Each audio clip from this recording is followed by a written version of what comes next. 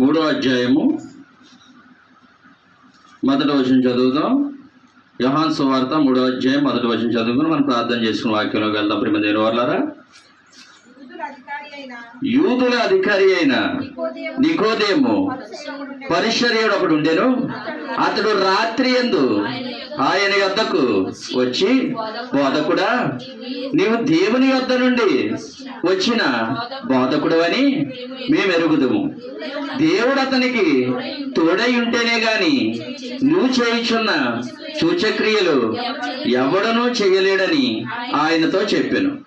అందుకు యేసు అతనితో, ఒకడు కొత్తగా జన్మించేనే గాని, మాట జ్ఞాపకం చేసుకోండి, ఒకడు కొత్తగా జన్మించితేనే గాని అతడు దేవుని రాజ్యమును చూడలేడని నీతో నిశ్చయముగా చెప్పుచూ ఉన్నాను నేను. అందుకు నికోదేము, ముసలివాడునైన మనుష్యుడు ఎలాగూ జన్మింపగలడు?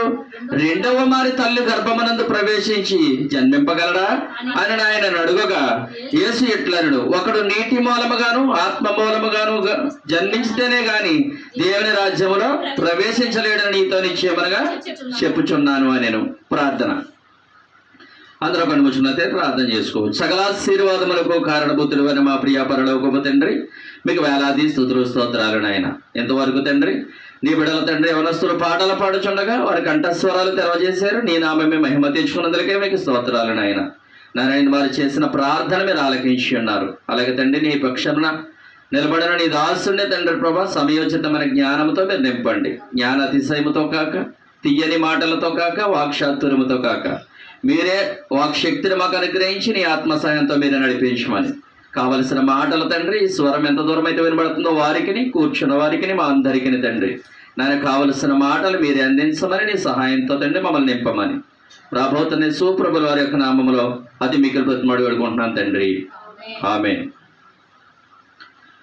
ఒక ఆయన యూదుల అధికారి ఒక ఆయన వచ్చండి. రాత్రికాల సమయంలో వచ్చి అంటున్నాడంట, ప్రభువా, కొత్తగా జన్మించడం అంటే ఏంటి అని చెప్పి అంటున్నాడంట. ఆయన అన్నాడంటే, నువ్వు యూదుల అధికారిపై ఉండి నీకు ఇది తెలియదా అని చెప్పి కొత్తగా జన్మించడం అన్న దాని గురించి మొదటి వచనంలో ఆ మాట చెప్తున్నాడు కదండి. యూదుల అధికారి అయిన నికోదేము పరిచర్య ఒకడు ఉండేను. పరిచర్య చేసే ఆయన ఎవరంటే ఆయన పరిచర్య అంటే ఆల్రెడీ యూదుల అధికారి అంటే ఎవరో యూదులకు ఆల్రెడీ బోధకుడు. అధికారి అంటే ఆల్రెడీ బోధ చేస్తున్నవాడని వచ్చి అతను రాత్రి అందు ఆయన దగ్గరికి వచ్చాడంటే ఎవరి దగ్గరికి? యేసుప్రభుల వారి దగ్గరికి. యేసుప్రభుల వారి దగ్గర రాత్రి అందు రావడం ఎందుకంటే పగలు రావచ్చు కదా. ఆయన గొప్ప ఆల్రెడీ అప్పటికే చాలా గొప్ప కార్యాలు చేస్తున్నాడు కదా. ఆయన ఒక గొప్పవాడైన వాడు అయ్యుండి యేసుప్రభుల వారు చాలా గొప్ప కార్యాలు చేస్తున్నారు. ఒక గొప్పవాడి దగ్గరికి మళ్ళీ రాత్రికాల సమయంలో రావడం అంటే కానీ వీళ్ళందరికీ ఏదో డౌట్ ఉందనే కదా. కానీ అయితే వచ్చి అంటున్నాడు, బోధకుడు నీవు దేవుని యొద్ద ముందు వచ్చిన బోధకుడు అని మేము ఎరుగుతున్నాం. మరి దేవుని యొద్ద నుంచి వస్తే మరి ఇంకా డౌట్ ఎందుకు? మరి రాత్రి ఎందుకు రావడం? పగలే రావచ్చు కదా. మళ్ళీ అందరూ తెలియకుండా ఎందుకు రావడం? నువ్వు దేవుని, ఇప్పుడు ఒక వ్యక్తి అండి దేవుని యొద్ద నుంచి వచ్చాడని అనుకుంటున్నాడు. అనుకున్నప్పుడు ఆయన చేసే కార్యాలు ఎవరో చేయలేరు అనుకుంటున్నాడు. దేవుని యొద్ద నుంచి వచ్చాడని ఎరుగుతున్నాడు. మరి ఇంకా అలాంటప్పుడు డౌట్ ఏముంది? ఎందరికో కళ్ళు లేని వారు కళ్ళు ఇస్తున్నాడు. అప్పటికి ఆయన కాళ్ళు లేని వారు కాళ్ళు ఇస్తున్నాడు. కుష్ఠరోగులు బాగు చేస్తున్నాడు. దయ్యంపు పెట్టిన వారిని కూడా విడుదల పరుస్తున్నాడు. చనిపోయిన వారు సైతం కూడా బతికించేస్తున్నాడు. ఇంకా డౌట్ ఎందుకు? ఆయన దేవుని కుమారుడు అని ఆయన అన్నట్టుగానే చేస్తున్నాడు. పోనంతకు ముందు కూడా అలాంటి కార్యాలు చేసేవాళ్ళు ఎవరు రాలేదు. ఇప్పుడు కూడా ప్రస్తుతానికి రాబోయే రోజుల్లో కూడా అలాంటి వాళ్ళు లేరు అని నీకు నమ్మకం తోచింది. మరి ఇంకెందుకు రాత్రి రావడం? అయితే ఒక డౌట్ ఉంది అంటున్నాడు. అందుకు చూడండి, దేవుడు అతనికి తోడై ఉంటేనే కానీ నువ్వు చేయించిన సూచక్రియలు ఎవడను చేయలేను ఆయనే చెప్తున్నాడు. అంటే ఇప్పుడు ఆయన చేసే కార్యాలు కళ్ళు లేని వారికి కళ్ళు ఇవ్వాలన్నా, కాళ్ళు లేని వారికి కాళ్ళు ఇవ్వాలన్నా, కుష్ఠరోగులు బాగు చేయాలన్నా, దయ్యములు పట్టిన వారిని విడుదల పరచాలన్నా, చనిపోయిన వారి సైతం బతికించాలన్నా దేవుడు అతనికి తోడుంటేనే కానీ ఎవరో చేయలేరు కదా. చేయగలరండి అవి? ఇప్పుడు అన్నీ ఆయనే అంటున్నాడు. రాత్రికాల సమయంలోనే వచ్చింది ఆయనే. దేవుడు నీకు తోడుంటేనే కానీ ఇలాంటి కార్యాలు ఎవరో చేయలేరని చెబుతున్నది ఆయనే. కానీ మళ్ళీ ఆయన ఏమంటాడండి? అందుకు యేసు అతనితో, ఒకడు కొత్తగా జన్మింతేనే కానీ అతడు దేవుని రాజ్యమును చూడలేనని నీతో నిశ్చయముగా చెప్పుచున్నాను. మళ్ళీ కొత్తగా జన్మించడం ఏంటి? ఆయన అంటున్నాడు మళ్ళా కొత్తగా జన్మించడం ఏంటి? మళ్ళీ తల్లి గర్భంలోకి నేనేం ముసలోడు కదా, మళ్ళీ తల్లి గర్భంలోకి వెళ్ళిపో మళ్ళీ నేను ఎలా రాగలను అని డౌట్ అడుగుతున్నాడు ఆయన. మళ్ళీ అడుగుతుంటే ఆయన అంటున్నాడు, అందుకు నికోదేము, ముసలివాడనే మనుషుడు ఎలాగూ జన్మింపగలడు? రెండవ మారు తల్లి గర్భమందు ప్రవేశించి జన్మింపగలడా అని ఆయన అడుగగా యేసు ఎట్లనెను, ఒకడు నీటి మూలముగాను ఆత్మ మూలముగాను జన్మింతేనే గాని దేవుని రాజ్యంలో ప్రవేశింపలేడని నీతో నిశ్చయముగా చెప్పుచున్నాను. ఏండి మరి కొత్తగా జన్మించడం ఏంటి? ఇప్పుడు నికోదేముకే కాదు, మనము కూడా కొత్తగా జన్మించాలి. ఏంటంటే అసలు జన్మ? మనము కూడా తల్లి గర్భంలోకి, మా అమ్మ గర్భంలోకి వెళ్ళి నేను మళ్ళీ బయటికి రావాలా? నీకోదేమో అదే మాట అంటున్నాడు. అదేంటి కొత్తగా జన్మించడం? మరి ముసలివాడిని అయితే మళ్ళీ తల్లి గర్భంలోకి వెళ్ళి నేను ఎలా రాగలను అంటున్నాడు. అప్పుడు అంటున్నాడు, ఒకడు నీటి మూలముగాను ఆత్మ మూలముగాను నూతనంగా జన్మించాలని యేసుప్రభుల వారు అంటున్నారు. మళ్ళీ అంటున్నాడు చూడండి, అదే అక్కడ ఏముందో ఏమండి? మళ్ళీ చూడండి 4 నుంచి చదవండి, నీకు మళ్ళీ అర్థమవుతా మాట. అందుకు నికోదేము, ముసలివాడనైన మనుషుడు ఎలాగూ జన్మింపగలడు? రెండవ మారి తల్లి గర్భమునందు ప్రవేశించి జన్మింపగలడా ఆయన ఆయన అడుగగా యేసు ఎట్లనెను, ఒకడు నీటి మూలముగాను ఆత్మ మూలముగాను, జాగ్రత్తగా చదవండి, యేసు ప్రభువు వారు అంటారు, ఒకడు నీటి మూలముగాను ఆత్మ మూలముగాను జన్మింతేనే గాని దేవుడి రాజ్యములో ప్రవేశింపలేడని నీతో నిశ్చయముగా చెప్పుచున్నాను. నేను శరీరం మూలముగా జన్మించినది శరీరమును. చూడండి, ఇప్పుడు మనం ఆల్రెడీ జన్మించాం. ఎవరి ద్వారాగా జన్మించాం? తల్లిదండ్రుల కలయిక ద్వారాగా, శరీరం ద్వారాగా అండ్ మనం జన్మించాం. అది శరీరము కదా అంటున్నాడు యేసుప్రభుల వారు. శరీరం మూలముగా జన్మించినది శరీరమును, ఆత్మ మూలముగా జన్మించినది ఆత్మనే ఉన్నది. ఇప్పుడు ఆత్మ మూలంగా జన్మించడం అంటే ఆల్రెడీ యేసుప్రభుల వారిని మనం ఏమని ఒప్పుకున్నాం అండి?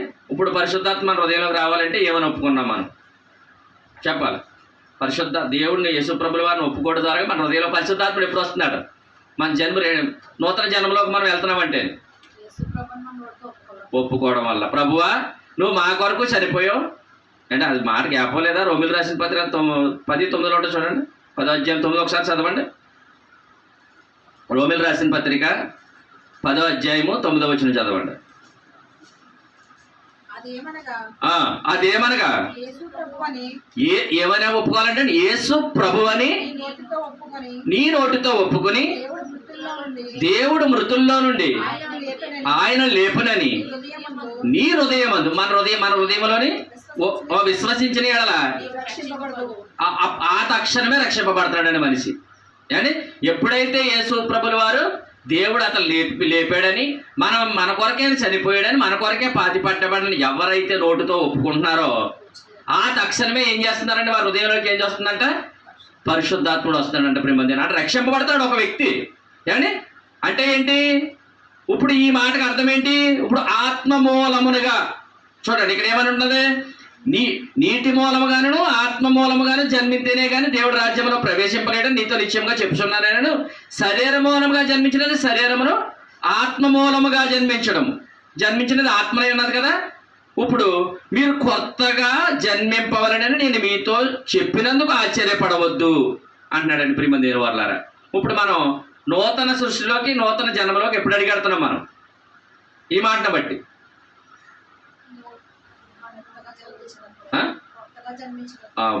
1:13 చదవండి. యోహాను సువార్త 1వ అధ్యాయం 13వ వచనం. యోహాను సువార్త 1వ అధ్యాయం 13వ వచనం చదవండి. చూడండి, మనము వారు దేవుని వలన పుట్టిన వారే గాని రక్తం వలననైనను శరీర హెచ్చల వలనైనను మాను హెచ్చల వలనైనను పుట్టిన వారు కారు అంటున్నాడు ప్రియమైన దేవుని వారలారా. చూడండి 10వ వచనం చదవండి, అర్థమవుతుంది.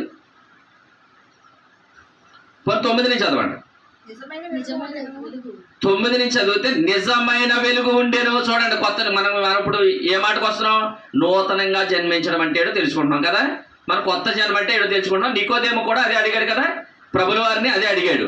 మరి నికోదేము ఆల్రెడీ యూదుల పరిచారకుడు అయ్యుండి మరి ఆ విషయం తెలియని వాడుగా యేసు ప్రభుల వారిని అడిగాడు.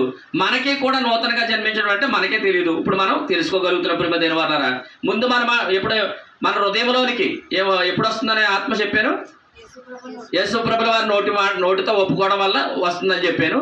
మరి ఒక మనిషి ఎప్పుడు రక్షింపబడుతున్నాడు అంటే బయట మన లోకంలో అనుకుంటారు, బాప్తీసం తీసిన తర్వాత రక్షింపబడుతున్నాడు అని అనుకుంటారు కదా. బాప్తీసం తీసుకోవడం, నీటి బాప్తీసం అంటే ఒక మనిషి సంఘంలో చేర్చబడ్డడం. అయితే పరిశుద్ధాత్మ ఎప్పుడు వస్తుందంటే మన హృదయంలోనికి? యేసు ప్రభుల వారిని నోటితో ఒప్పుకోవడం ద్వారా పరిశుద్ధాత్మ వస్తుంది. అప్పుడు మన హృదయంలో పరిశుద్ధాత్మకు వస్తుంది కాబట్టి మన హృదయం శుద్ధి అవుతుంది. అయితే మరి ఆ విషయం ఎక్కడుంది అంటే కొర్నేలు ఇంటికాడ సందర్భంలో పేతురు వచ్చి ఆ రోజు వాక్యం చెప్తూ ఉంటే పరిశుద్ధాత్ముడు వాళ్ళు ఇంకా బాప్తిసం తీసుకోకముందే వారి మీదకి వచ్చిందా లేదా?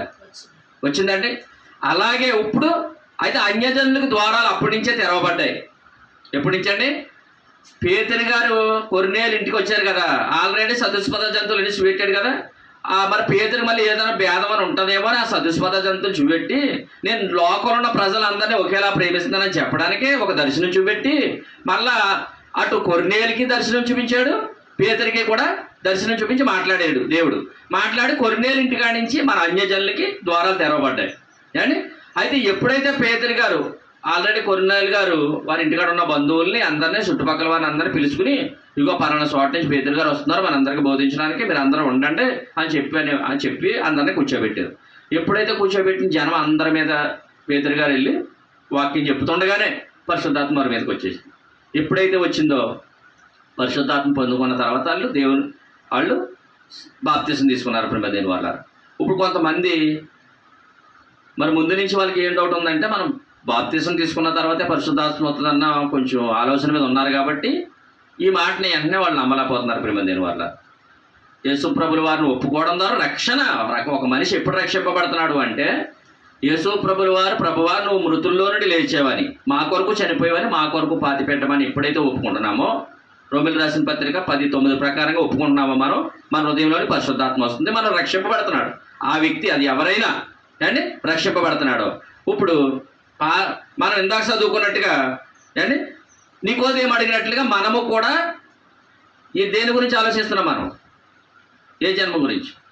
ఉన్న జన్మ గురించా, శరీర సంబంధమైన జన్మ గురించా, లేదా ఆత్మ సంబంధమైన జన్మ గురించి? ఆత్మ సంబంధమైన జన్మ గురించి మనం ఆలోచిస్తున్నాం. నికోదేముకి అది తెలియలేదు, అది యేసు ప్రభుల వారే చెప్పారని మనం ఆలోచిస్తున్నాం. అయితే యోహాను సువార్త 1వ అధ్యాయము 9లో ఉన్నది నిజమైన వెలుగు ఉండెను, అది లోకములోనికి వచ్చాను, ప్రతి మనిషిని వెలిగించుచున్నది. ఆయన లోకములో ఉండెను, లోకమైన మూలముగా కలిగిన కానీ లోకమైన తెలుసుకోలేదంటే. నిజమైన వెలుగు ఉందా? పాత నిబంధనలో వెలుగు ఎక్కడ ఉంది?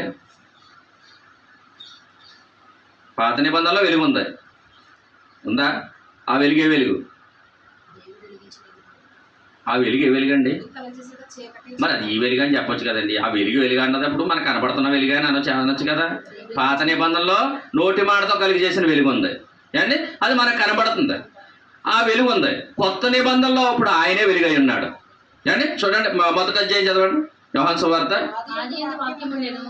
ఆది యందు వాక్యం ఉండెను, వాక్యము దేవుని యొద్ద ఉండెను, వాక్యము దేవుడై ఉండెను. ఆది యందు ఏమన్నదంటే వాక్యము ఉండెను, వాక్యము దేవుని యొద్ద ఉండెను, వాక్యము దేవుడై ఉండెను అండి. ఆ వాక్యమే దేవుడై ఉండెను.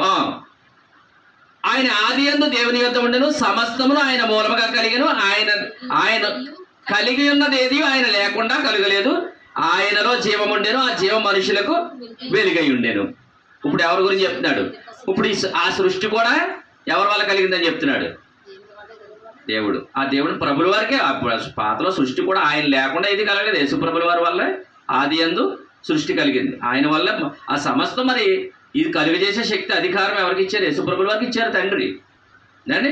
ఈ భూమి మీదకి వచ్చే అధికారం కూడా ఆయనకి, మళ్ళీ మరణంలోంచి మళ్ళా పునరుద్ధానం పొందే అధికారం ఆయనకే వచ్చారు.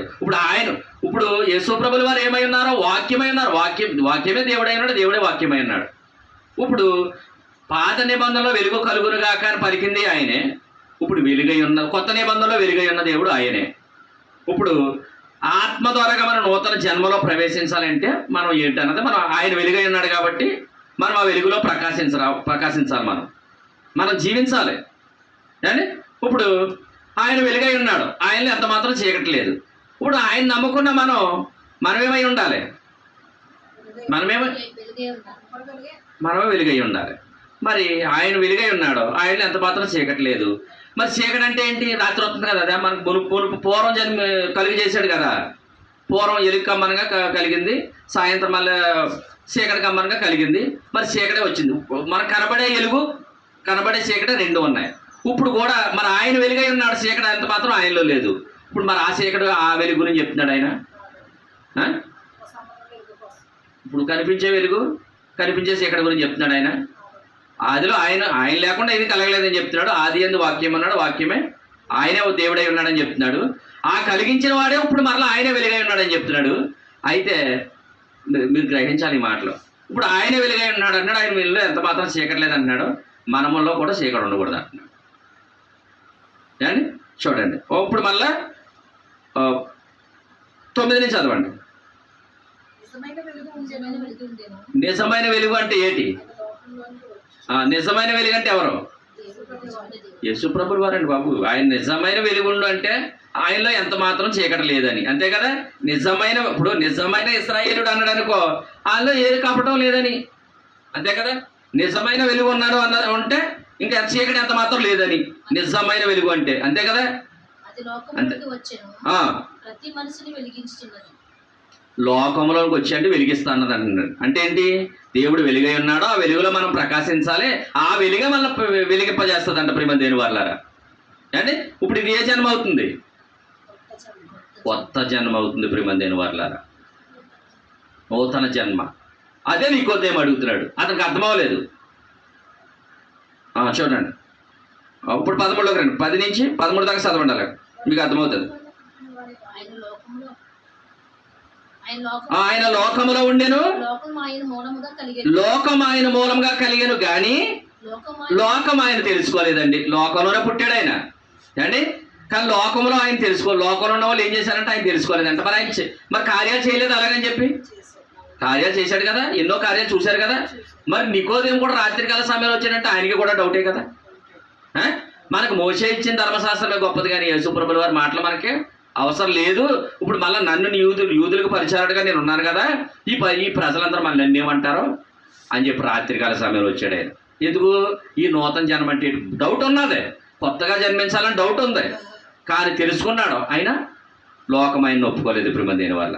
11 ఆయన స్వకీయుల యొద్దకు వచ్చెను, ఆయన స్వకీయులు ఆయనను అంగీకరింపలేదు. ఎవరా స్వకీయులు? యూదులు, యోధా గోత్రంలో కదా పుట్టాడండి ఆయన. అంటే ఆయన స్వకీయులు కనీసం సొంత జనులు ప్లస్ వాళ్ళ సొంత అన్నదమ్ములు కూడా, తల్లి తండ్రి కూడా నమ్మలేదు యేసు ప్రభుల వారిని. మరి స్వకీయులు ఎవరో యూదులు, ఇశ్రాయేలు, అందులో యోధా గోత్రంలో పుట్టాడు, అయినా ఆయన నమ్మలేదు అని. మరి ఇప్పుడు లేఖనాలు లేవా? పుడతాయంటే పుడతాడా? లేఖనాలు కూడా చెప్తున్నాయి, ఆయన నమ్మారా? నమ్మలేదు. అండి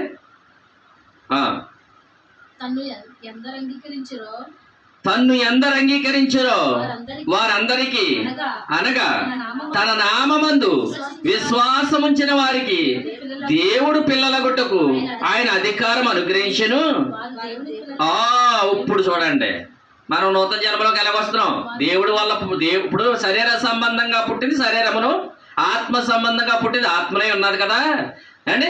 శరీర సంబంధంగా పుట్టింది శరీరమై ఉన్నది, ఆత్మ సంబంధంగా పుట్టింది ఆత్మనే ఉన్నది అని అన్నాడు కదా. మరి ఆత్మ సంబంధమైన దేవుని ద్వారాగా పుట్టిన మనము, ఆ మాట మళ్ళీ చదవండి, ఇప్పుడు అర్థమవుతుంది మీకు.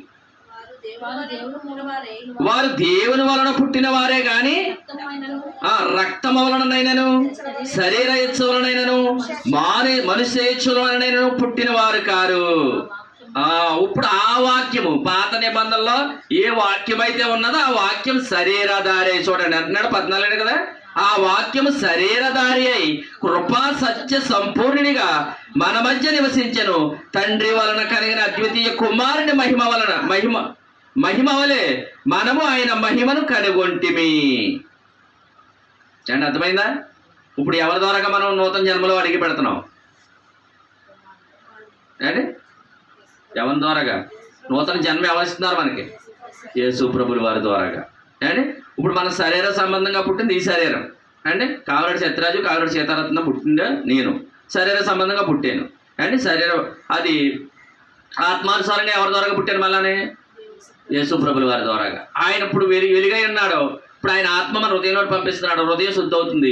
ఇప్పుడు ఆయన ద్వారాగా పుట్టడం వల్ల మనం నూతన జన్మలోనికి వస్తున్నమాట, వెలుగై ఉంటున్నమాట. ఇప్పుడు ఆయన వెలుగైన ప్రకారం మనం వెలుగులోకి వస్తున్నమాట. ఇప్పుడు మరలా చీకటి మనలో ఉంది. చీకటి అంటే పాపం. మరి అప్పుడు నూతన జన్మలో వచ్చినట్టు అవుతుందా అంటే? మన హృదయంలోనికి ఆల్రెడీ శుద్ధి చేశాడు యేసుప్రభులు వారు, మన ఆయన ఆత్మ ద్వారాగా శుద్ధి చేశాడు. శుద్ధి చేసిన మరలా జీవితం మునుపు ఎలా ఉన్నది ఇప్పుడు అలాగే ఉంది అంటే ఉన్నది. అప్పుడు మరలా వెలుగులో ఉన్నట్ట చీకట్లో ఉన్నట్ట? చీకట్లో ఉన్నట్టు. మనం ప్రతిదినము జీవించాలి.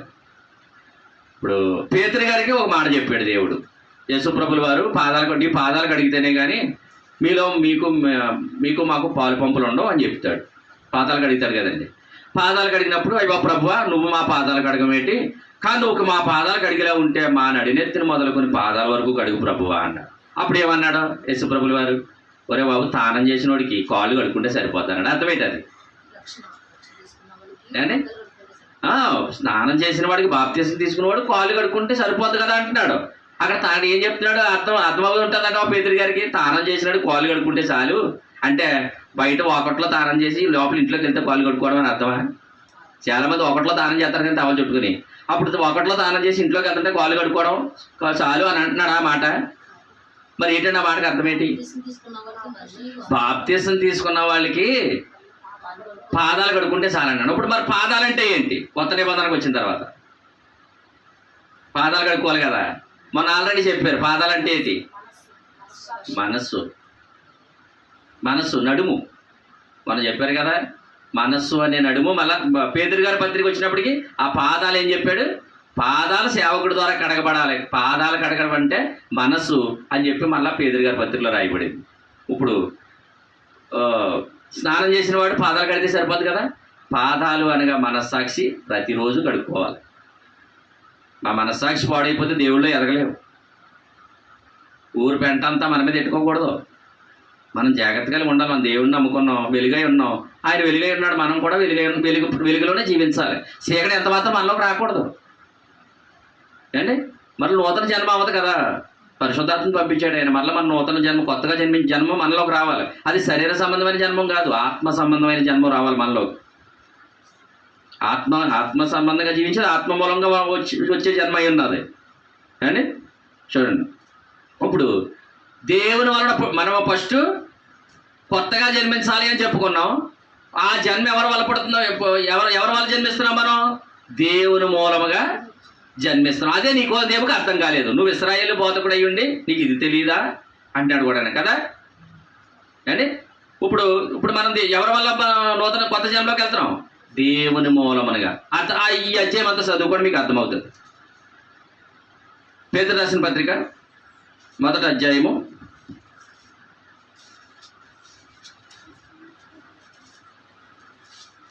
1వ పత్రిక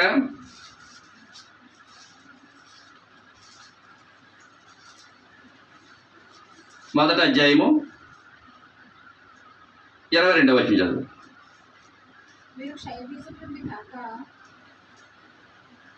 మీరు క్షయబీజము నుండి కాక శాశ్వతమగు జీవము గల దేవుని వాక్యము మూలమునగా అక్షయ బీజము నుండి పుట్టింపబడిన వారు గనుక నిష్కపటమైన సహోదర ప్రేమ కలుగునట్లు మీరు సత్యమునకు విధేయులగుట చేత మీ మనస్సులను పవిత్ర పరుచుకున్న వారై ఉండి ఒకరికొకడు హృదయపూర్వకముగాను మిక్కటముగాను ప్రేమించుడి అండి. చూడండి 22లో మీరు క్షయబీజము నుండి కాక అంటే శరీర సంబంధంగా ఎలాగో పుట్టాం అండి. క్షయమైపోయే బీజము నుండి కాక అండి అక్షయ బీజము నుండి అంటే దేవుని మూలంగా పుట్టాం కదా. ఇప్పుడు అది క్షయమైపోయేది కాదు. దేవుని అంటే మామూలు శరీర సంబంధంగా పుట్టేది ఎప్పుడొకప్పుడు చనిపోతాం. కానీ శాశ్వతమగు జీవం గల దేవుని వాక్యం ద్వారా కదా మనం జన్మింపబడ్డాం అండి. ఆ మాట అర్థమైందా మీకు? క్షయ బీజం నుండి కాదు మనం పుడతా, అక్షయ బీజం నుండి పుట్టాం మనం. అంటే దేవుని మూలంగా కదా మనం జన్మ ఇప్పుడు అండి. ఆయన తెలుసుకున్నాం, ఆయన ఒప్పుకున్నాం, ఆయన ద్వారా జీవిస్తున్నాం. ఆయన వెలుగై ఉన్నాడు, మనం వెలుగులో ఉన్నాం. మనం వెలుగై ఉన్న ప్రకారం ఆయన మనం శరీర సంబంధంగా పుట్టినవారు జన్మ కాక ఆత్మానుసారంగా ఆయన ద్వారాగా పుట్టిన వారం కనుక ఇప్పుడు మన జీవితం ఏంటంటే క్షయ బీజం నుండి కాక అంటున్నాడు ప్రేమందేని వాళ్ళ. మళ్ళీ క్షయమైపోయింది కాదు ఈ జీవితం అండి. చూడండి,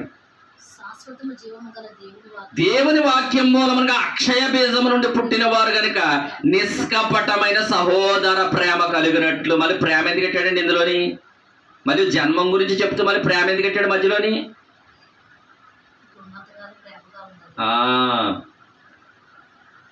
ప్రేమ కలిగి ఉండాలి. ఇప్పుడు ప్రేమ ఉన్న తర్వాత మళ్ళీ సత్యము. ఆ సత్యం ఎవరు? అంటే సత్యము ఆయనే. చూడండి ఇక్కడ అంటున్నాడు, నిష్కపటమైన సహోదర పరిప్రేమ కలుగునట్లు మీరు సత్యమునకు విధేయులగుడి చేత. సత్యం అంటే ఆయనే సత్యము. ఒక విధంగా అంటున్నాడు, దేవుడు సత్యవంతుడు, మనుషుడు అబద్ధికుడు అంటాడు. అబద్ధికుడుగా ఉన్నాడంటే సత్యంలో ఉండగలుగుతాం మన దేవుడు సత్యవంతుడు, ఆయనలో ఇంకా అబద్ధాలు గట్ట ఉండవు. మరి మనం కూడా సత్యంలో జీవించాలి. సత్యం అంటే ఏంటి? అబద్ధంలో ఉండవు, ప్రేమ కలిగి ఉండమంటున్నాడు. ప్రేమలో కలిగిన వాడికి తప్పు చేస్తాడు అంటే ప్రేమ కలిగి ఉన్నదనుకో ఎదుటివాడిని దూషిస్తాడా? ప్రేమ కలిగి ఉన్నవాడు అనుకో ఇంకా చాలా ఉన్నాయి. ప్రేమ కలిగి ఉన్నవాడికి ఏది చేయడం. ఇంకా అంటే ఒక వ్యక్తికి విరుద్ధంగా ఏది చేయడు. ప్రేమ లేనప్పుడే వస్తుంది అవన్నీ ఉన్నాయన్నీ, అంతేనా? ప్రేమ కలిగి ఉంటే అసూయ ఉండదు, కామం ఉండదు, క్రోధం ఉండదు, మోహం ఉండదు, మదమత్సరం ఉండదు. ప్రేమలో అన్ని మిగుడు ఉన్నాయి. ఎందుకు? ప్రేమ ఫలం కాబట్టి. మన వాక్యాలు అన్నారు కదా, ప్రేమ ఫలం, సంఘము జీవమై ఉన్నది. ఇప్పుడు సంఘంలో ఉన్నారు, యేసు ప్రభువు వారి జీవంలోకి వచ్చావు. ఇప్పుడు ప్రేమ అనే ఫలంలోకి రావాలి. ఇప్పుడు అందుకే సత్యమునకు విధేయులగుడు వల్ల అలా వస్తుంది, ప్రేమ వస్తుంది. సత్యానికి విధేయత లేకపోతే ప్రేమ ఎలా వస్తుంది? ఆ సత్యం కూడా ఆయనే మార్గమై ఉన్నారు, ఆయనే సత్యమై ఉన్నారు, ఆయనే జీవమై ఉన్నారు కదా. సత్యానికి విధేయులే ఉండాలి. విధేయత అంటే తిరిగిపోటానా? విధేయత అంటే తిరిగిపోటానా? యేసు ప్రభుల వారు ఎంత విధేయుడై ఉన్నాడో మనము కూడా అంత. ఒకవేళ తిరుగుబాటు ఉంది, నువ్వు అవిధేయతలోనే ఉన్నావు. ఇంకా ప్రేమ లేదు, సత్యము లేదు, వెలుగు లేదు, నూతన జన్మ లేదు. మామూలుగానే మునుపు శరీర సంబంధంగా పుట్టినప్పుడు ఎలా ఉన్నావు, ఇప్పుడు అలాగే ఉన్నావు. ప్రయోజనం ఏంటి? ఆత్మ నడిపింపు వస్తుంది. అప్పుడు మన శక్తి చేత ప్రార్థన చేయాలి, మన శక్తి చేత వాక్యం మాట్లాడాలి. అప్పుడు ఆత్మ నడిపింపు ఉండదు అండి, ఉండదు. దేవుని వాక్యం ఏమైతే చెప్తుందో అలాగే మనం జీవించడానికి ప్రయత్నం చేయాలి ప్రతిరోజు అండి. చూడండి, నిష్కపటమైన సహోదర ప్రేమ కలిగినట్లు మీరు సత్యమునకు విధేయులగుడు చేత మీ మనస్సులను పవిత్రపరచుకుని వారై ఉండి ఒకరికొకడు హృదయపూర్వకముగాను మిక్కటముగాను. అంటే హృదయపూర్వకంగా, మళ్ళీ హృదయంలో చిన్నది కూడా దేవుడికి ఏది కనబడకూడదు. మన హృదయంలో చిన్నది కూడా ఏది కనబడకూడదు. ఆల్రెడీ హృదయం శుద్ధి చేశాడు కదా మరి దేవుడు. మళ్ళీ ఏదన్నా పెట్టుకుంటే మరి శుద్ధి ఎలాగ ఉంటుంది? ఏది పెట్టుకోకూడదు ఇక హృదయంలోని. మరి హృదయం జకరి ఎదురుకుండా కనబడాలా మంచిగానే, లేకపోతే దేవుని ఎదుట నాకు కనబడుతుందా? డాక్టర్ గారి దగ్గరికి వెళ్ళి డాక్టర్ గారు నా హృదయంలో ఏదో అయిపోతుందంటే నాకు ఒకసారి స్కానింగ్ తీయాలండి అంటాడు. అవుతుంది అడిగి? డాక్టర్ గారికి అవుతుందా? అయ్యి బాబా, హృదయం అంటే మనకు వల్ల ఎవరన్నా హృదయ స్కానింగ్కి వెళ్తారా? అంటే స్కానింగ్ తీసుకోవడం, హృదయంలో స్కానింగ్ తీసుకోవడానికి అవుతుందా? ఒక వెమికి ఇరిగిపోయింది, చక్కగా స్కానింగ్ చెప్పి ఎక్కడ ఇరిగిపోయిందో చెప్తాడు. పోనీ తలపొడి వచ్చింది, ఎక్కడ పాటు ఉందో, ఏ నరాలలో పాటు ఉందో చెప్తాడు. అంటే ఏదైనా చెప్పగలుగుతాడు. నా హృదయంలో నాకు గలిబిలిగా ఉందండి నాకు చెప్పండి అంటే చెప్తాడా? మీ హృదయాన్ని కాపాడుకునేది జకరి ఎదుటి కాదు. మీరు ప్రేమించే ప్రేమ జకరి ఎదుటి కాదు. దేవుని యందు భయభక్తులు కలిగి ఉండి సత్యమందు విధేయులుగా జీవిస్తే ఆటోమేటిక్గా కనబడిపోతుంది. అందరికీ కనబడుతుంది. అందరికీ కనబడతామంటే కొన్ని విషయాల్లో మనం మిక్కటమైన ప్రేమ కలిగి ఉండాలండి. చూడండి, అదే కదా ఉంది. చూడండి, నిష్కపటమైన సహోదర ప్రేమ కలిగినట్టు మీరు సత్యమునకు విధేయులవుట చేత. సత్యమునకు విధేయులుగా అవుట చేత అన్నాడు. వల్లనే విధేయత లేకుండా ఎప్పుడు దేవుళ్ళో జీవించలేము. విధేయత లేకుండా ఎప్పుడు దేవుళ్ళో జీవించలేము మనం. సత్యమునకు విధేయులు మీ మనస్సులను పవిత్రపరచుకుని వారై ఉండి. మీ మనసు అంటే ఏంటి చెప్పాను ఇందాక, పాదాల సేవకుడి చేత కడిగించుకోవాలి. మీ మనసు కడగబడాలంటే, ప్రతిరోజు కడగబడాలంటే సత్యమునకు విధేయులు ఉండి అవి సేవకుడి దగ్గర రావాలి. విధేయత లేకపోతే మనం ఎన్రాలు 30 సంవత్సరాలు కాదు 50 సంవత్సరాలు వచ్చినా మనం సత్యానికి విధేయత లేకపోతే ప్రేమ రాదు. ఆయన వెలుగులో జీవించలేము, నూతన జన్మలోనికి ప్రవేశించలేము. ఆత్మ ఉన్నదంటే ఆత్మ వచ్చింది, నూతన జన్మలోకి మనం ప్రవేశిస్తున్నాం, కానీ జీవించలేకపోతున్నాం. మనసును కాపాడుకోవచ్చా? ఇప్పుడు అంత ఎక్కువ మనస్సాక్షి ఉంచే పవిత్ర హృదయం నుండి, మంచి మనస్సాక్షి నుండి కలుగు ప్రేమ అంటే కలుగు విశ్వాసం నుంచి కలుగు ప్రేమ. చూడండి, హృదయపూర్వకముగాను మిక్కటముగాను ప్రేమించుడు ఏలయనగా సర్వ శరీరులు గడ్డిని పోలి ఉన్నారు. కాబట్టి గడ్డి అంటే యేసుప్రభుల వారిని నమ్ముకుంటే మనం గడ్డిలాగా అయిపోయి చచ్చిపోతామనా అండి? యేసు ప్రభుల వారిని కలిగి ఉన్నవారు ఆయన చిత్తమైతే 100కు 100 కూడా ఆయన బలం పొందుకుంటే అబ్రహాము యొక్క శరీరం మృతతుల్యం అయిపోయిందా? సారా యొక్క శరీరం మృతతుల్యం అయిపోయిందా? అయినా జీవం ఇచ్చాడా లేదా దేవుడు? నువ్వు యేసు ప్రభుల వారి యందు సత్యమునకు విధేయురాలే జీవిస్తే, అంటే ఆయన ప్రేమలో జీవిస్తే, వాక్యానుసారంగా జీవిస్తే నీకు అబ్రహాం శరీరం మృతతుల్యం అయిపోతుందని మళ్ళీ జీవింపజేశాడా లేదా? అలా జీవింపజేస్తాడు ఇప్పుడు ఆత్మ ద్వారాగా. గర్భఫలం అనేదండి ఎవరికి సాదృశ్యంగా ఉందనుకుంటారు? గర్భఫలం ఆశీర్వాదానికంటే అనేకమైన ఆత్మల రక్షణ కొరకుని సాదృశ్యంగా ఉంది. అబ్రహాంకి గర్భఫలం వృద్ధాప్యంలో ఇచ్చాడు. మనకి కూడా మన శరీరం మృతతుల్యం అయిపోయినా దేవుడు జీవింపజేస్తాడు. ఎందుకు? ఆయన బలాన్ని ఇస్తాడు మనకి, మనం జీవిస్తేనే. మీరు పాదాలు కడుక్కుని మనస్సాక్షిని బాగు చేసుకుంటే, వెలుగులో జీవిస్తే, నూతన జన్మలోకి వస్తే, మిక్కడమైన ప్రేమ కలిగి ఉంటే, సత్యమనికి విధేయులుగా ఉంటే గొప్పగా జీవిస్తారు ప్రియమైన వాళ్ళ. ఇప్పుడు నాగలు ఉంటుంది కదండి, ఎద్దుల్లో లాగితే కదా తోటలో నాగలే అది దానికి నాగల కింద మనం పాలెట్టామనుకో, ఒకవేళ అడ్డుగా వెళ్ళామనుకో నాగలు ఏం చేస్తుంది? మనల్ని అడ్డుగా పడుకున్నామనుకో నాగలు ఏం చేస్తుంది? మునుకోవాలకి అడ్డెళ్ళొద్దు అంటున్నాడు దేవుడు. దేవునికి అడ్డెళ్ళినా మనం ఎంత తోలవండి? మనుషులకి అడ్డెళ్ళినా పర్లేదు, దేవునికి అడ్డెళ్ళకూడదు. దేవునికి ఇప్పుడు నాగలకి అడ్డెళ్ళామనుకో పట్టపట్టలాడతా తెంపుకుంటా పోతుంది, మొగ్గలేసి కూడా తీసుకెళ్ళిపో అడిగి లాక్కుంటా పోతారు రాయిలు. ఒక నాగల చెప్తున్నాడు మునుకోవాలకు అడ్డెళ్తే దానికి అసలు అడ్డు ఉండదు కదా. మరి దేవుడు ఇంకెలా ఉంటాడు? దేవునికి అడ్డెళ్ళొచ్చా మనం? దేవునికి అసలు తిరుగుబాటు చేయొచ్చా? దేవుని ఏదో తిరిగి మనం ఎంతటోళ్ళు సర్వశరీరులు గడ్డిని పోలున్నారు ఆయన ముందు. మరి ఆయన బాగా తిరుగుబాటు మనం చేయొచ్చా దేవుని ఎదుట? మనం ఏమై ఉండాలి? మన సత్యానికి విధేయులు ఉండాలి, వెలుగులో జీవించాలి, మన నూతన జన్మలో ప్రవేశించాలి. దేవుడు ఏం చెప్పాడో అలా జీవించాలి, అంతే కదండి. చూడండి 2, 3 కూడా చదవండి ఒకసారి. 10వ వచనం కూడా చదవండి. 10వ వచనం అంటే అదే ఇప్పుడు మీరు చదివిన దాంట్లో 10వ వచనం కూడా చదవండి ఒకసారి.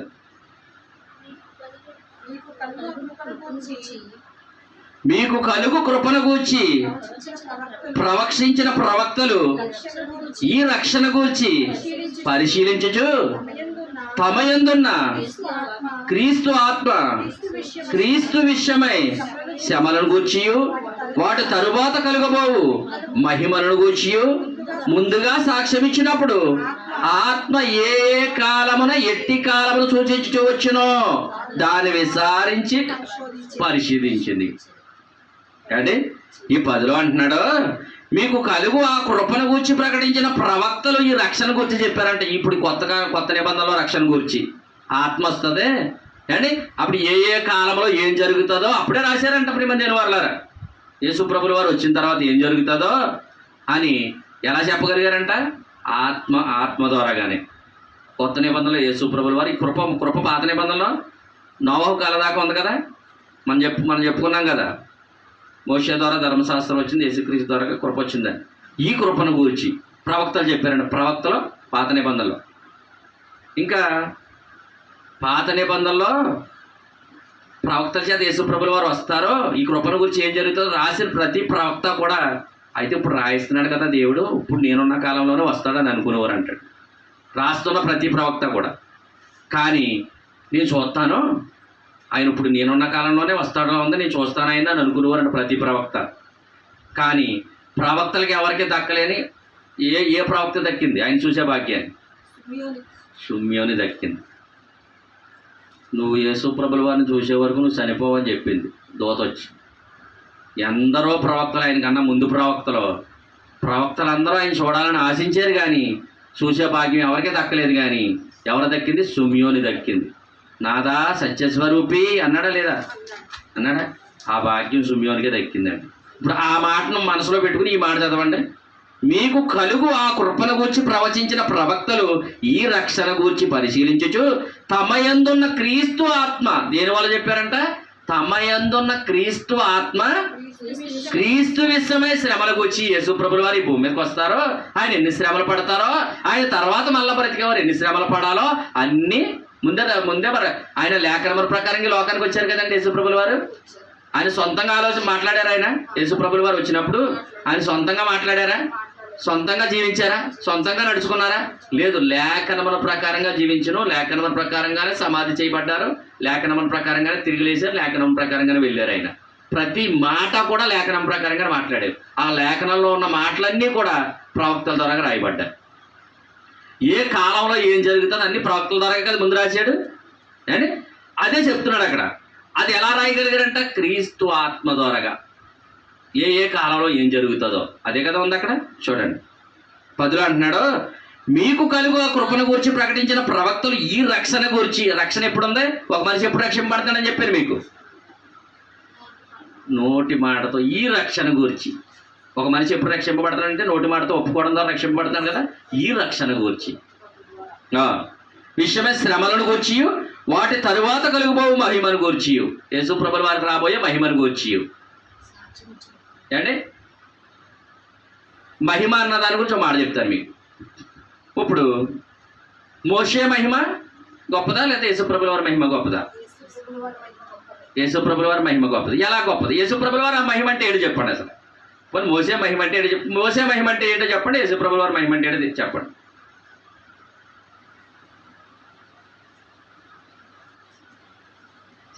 చచ్చా మోసే మహిమ అంటే ఏంటి? యేసుప్రభుల వారి మహిమ అంటే మోసే కంటే గొప్ప, మోసే మహిమలో కంటే యేసుప్రభుల వారి మహిమ గొప్పదని చెప్పారు. ఓకే, ఎలా గొప్పది? ఆ మహిమ ఏంటి? మోసే మహిమ ఏంటి? యేసుప్రభుల వారి మహిమ ఏంటి చెప్పాలి.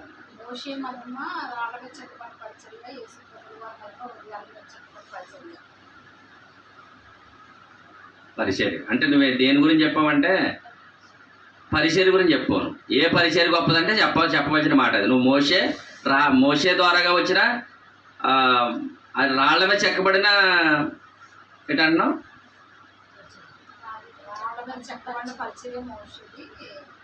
అది నువ్వు అని చెప్తుంది కరెక్ట్ కాదు. మోసే మహిమ ఆ రోజు మహిమ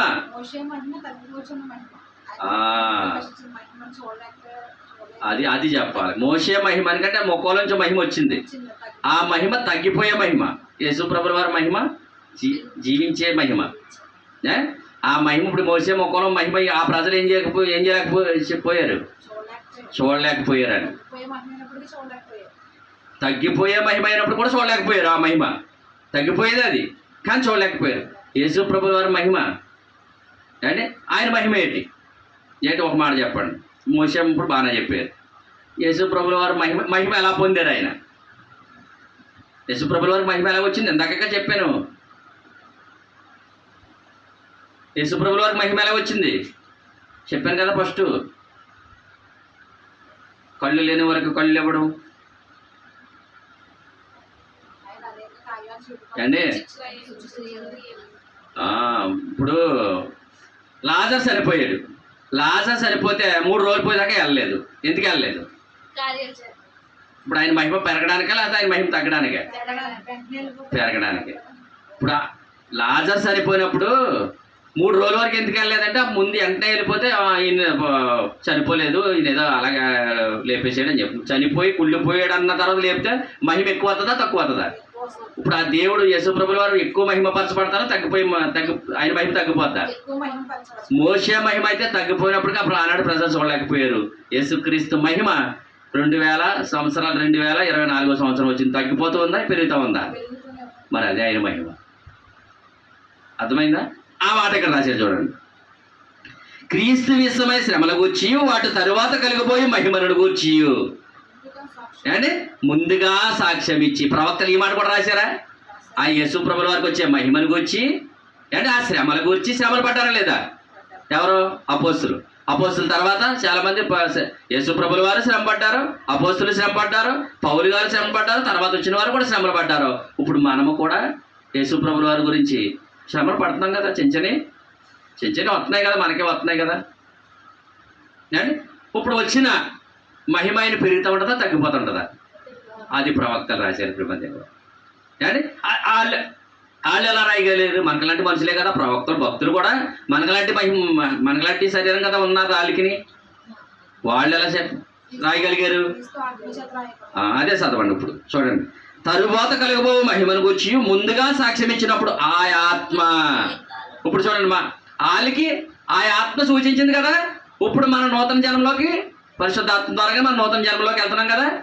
అండి వాళ్ళకి రాబోతున్నాడు ఒక ఆయన మహిమను గూర్చి, ఆయన శ్రమను గూర్చి, తర్వాత జరగబోయిన వాటిని గూర్చి ప్రవక్తలు రాశారు అని అంటూ ఆ ఆత్మ ఏ కాలంలో చూడండి, ఆ ఆత్మ ఏ కాలంలో ఎట్టి కాలమును సూచించి వచ్చినో దాన్ని విచారించి పరిశోధించి పరలోకము నుండి పంపబడిన పరిశుద్ధాత్మ వలన మీకు సువార్త ప్రకటించే వారి ద్వారా మీకిప్పుడు తెలపబడిన ఈ సంగతులన్నీ విషయమై తమ కొరకు కాదు, ఇప్పుడంటే ప్రవక్తల కొరకు కాదు కానీ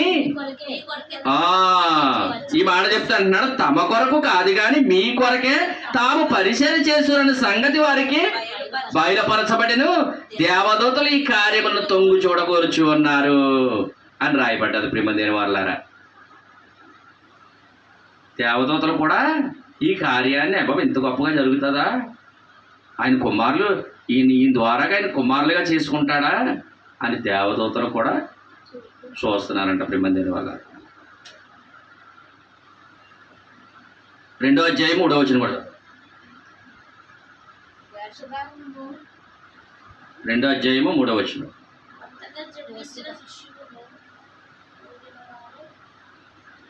అదే 3వ వచనం, 2వ అధ్యాయం 3వ వచనం చదవండి.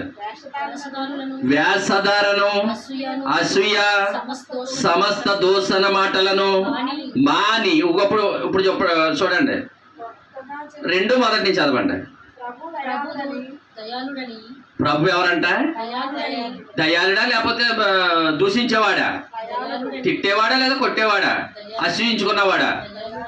దయాళుడు అంటే ముఖం మీద ఉమ్మూస్తే తుడుచుకుంటాడని, అంటే గడ్డం పట్టుకుని లాగితే సహిస్తాడని, కొరడా దెబ్బలు కొడితే కూడా సహిస్తాడని, అంతే కదా దయాళుడు అంటేని. భారభరితమైన శిలువ భుజం మీద పెడితే ఏం మాట్లాడని, ముళ్ళ కిరీటం పెడితే నాకెందుకు పెట్టారని అడగడని, అంతే కదండి. ఇప్పుడు చూడండి, ప్రభు దయాళుడని మీరు రుచి చూచి ఉన్న ఎడల, రుచి ఎలా చూస్తావు, రుచి ఎలా తెలుస్తుంది? ప్రభు దయాళుడని రుచి చూచి ఉన్న ఎడల అంటాడు, రుచి ఎలా తెలుస్తుంది ఆయన దయాళుడని? ఆయన గురించి తెలుసుకుంటే రుచే కదా. వాక్యం రుచితే రుచి, దేనికంటే తీగ ఉంటుంది కదా వాక్యం. ఇప్పుడు చదవండి. ఒకవేళ నువ్వు ప్రభు దయాళుడు అని నువ్వు రుచి చూచి ఉన్న ఎడలా సమస్తమైన దుష్టత్వమును చూడండి. ఇప్పుడు సమస్తమైన దుష్టత్వం మానాలి. దుష్టత్వంలో ఉంటే ఎలా కుదురుతుంది? ప్రభు దయాళుడు, ఇంకా ప్రభు వెలుగు, నూతన జీవితం, పరిశుద్ధాత్మ హృదయంలో నింపుదల, అండి జీవం అనే సంగతిలో రావడం, ప్రేమ అనే ఫలంలో జీవించడం, ఇవన్నీ మనం అనుభవిస్తున్నప్పుడు నేను రుచి చూస్తున్నామా లేదా? రుచి చూస్తున్నామా లేదా? ఇప్పుడు దయాళుడని రుచి చూస్తున్న మీలో సమస్తమైన దుష్టత్వమును సమస్తమైన కపటమును, వేషధారణ అంటే దేవుణ్ణి నమ్ముకున్నాం కానీ చూడండి, కపటమును వేషధారణ అంటే ఏంటి? దేవుణ్ణి నమ్ముకున్నాం కానీ మన జీవితం మారలేదు, నోటి మాట మానలేదు, అంటే దోసర మాటలు మానలేదు, అసూయ మానలేదు, దుష్టత్వం మానలేదు. మరి ఆయన దయాళుడని రుచి చూసా దేవుడిని నమ్మేసుకున్నావా? నమ్మేసుకున్నానండి.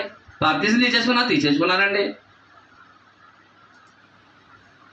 పరిశుద్ధాత్మ వచ్చేసాడండి.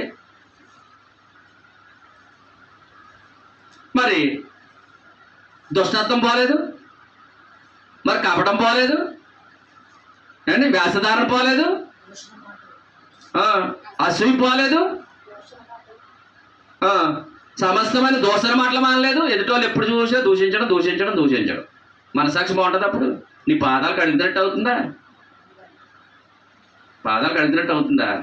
అవుతా. నూతన జన్మలోకి వచ్చినట్టు ఎలాగవుతుంది? ఆయన వెలుగై ఉంటే నువ్వు చీకట్లో ఉంటే వెలుగులో ఉన్నట్టు ఎలాగవుతుంది? ప్రేమ అనే ఫలం పొందుకోనకు అవుతుందా? జీవం అనే సంఘంలో జీవించడానికి అవుతుందా? అవత ప్రిపంచని వాళ్ళారా. మనం భక్తి అన్నదే రోజు జీవించవలసిన, రోజు దినదినము అభివృద్ధి పొందాలి భక్తిలోని. ఓ రోజు మారిపోయేది కాదు ఇది. చిన్నపిల్లోడండి రోజుకి ఎదుగుతాడా, లేకపోతే కడుపులోకి బయటకు రాగానే ఒకసారి పెద్దోడైపోతాడా? ఒక మొక్క భూమిలో పాతితే రోజు దినదినమని ఎదుగుతుందా, లేకపోతే ఒకసారి ఎదిగిపోతా? ఏదైనా అంతే కదా. నూతన జన్మలోకి వచ్చిన మనం, నూతన జన్మ అంటే పరిశుద్ధాత్మ ద్వారా మనం పరిశుద్ధాత్మ హృదయంలోకి వచ్చాడు. ఆయన వెలుగైన ప్రకారం మనం వెలుగులో ఉంటున్నాం. అంటే ఆయన నీతిమంతుడైనలాగా మనము నీతిమంతులుగా జీవించాలి. ఆయన పరిశుద్ధుడైనలాగా మనం పరిశుద్ధులుగా జీవించాలి. మనం ఆ పరిశుద్ధత, ఆ నీతి కూడా ఆయనదే. అలా జీవించే కృప కూడా ఆయన ఇస్తున్నాడు. కృప ద్వారా కనుక మనం జీవిస్తున్నాం అంటే అదే అంటున్నాడు ఇక్కడ. సమస్తమైన దుష్టత్వమును, సమస్తమైన కపటమును, వేషధారణను, అసూయను, సమస్త దోషణ మాటలు మాని అంటే దేవుడు చేసేదా మనం చేసుకునేదా? మాని అన్నాడంటే దేవుడు చేస్తాడని మనం చేసుకోవాలని. దుష్టత్వం, అసూయ, కపటం ఇవన్నీ మనం చేసుకోవాలి. ఇలా బతకూడదని ఆలోచన మనకు ఉండాలి అండి. ఇప్పుడు కొత్తగా జన్మం గురించి ఇప్పుడు మాట్లాడుతున్నాడు చూడండి. కొత్తగా జన్మించిన శిశువులను పోలిన వారే నిర్మలమైన వాక్యమని పాల వలన రక్షణ విషయములో ఎదుగు నిమిత్తము. రక్షణ విషయంలో ఎదుగుతూ అన్నాడా లేకపోతే ఒదుకు నుండిపోవడం అన్నాడా? రక్షణ విషయమే ఎదుగు నిమిత్తమును ఆ పాలను అపేక్షించుడి.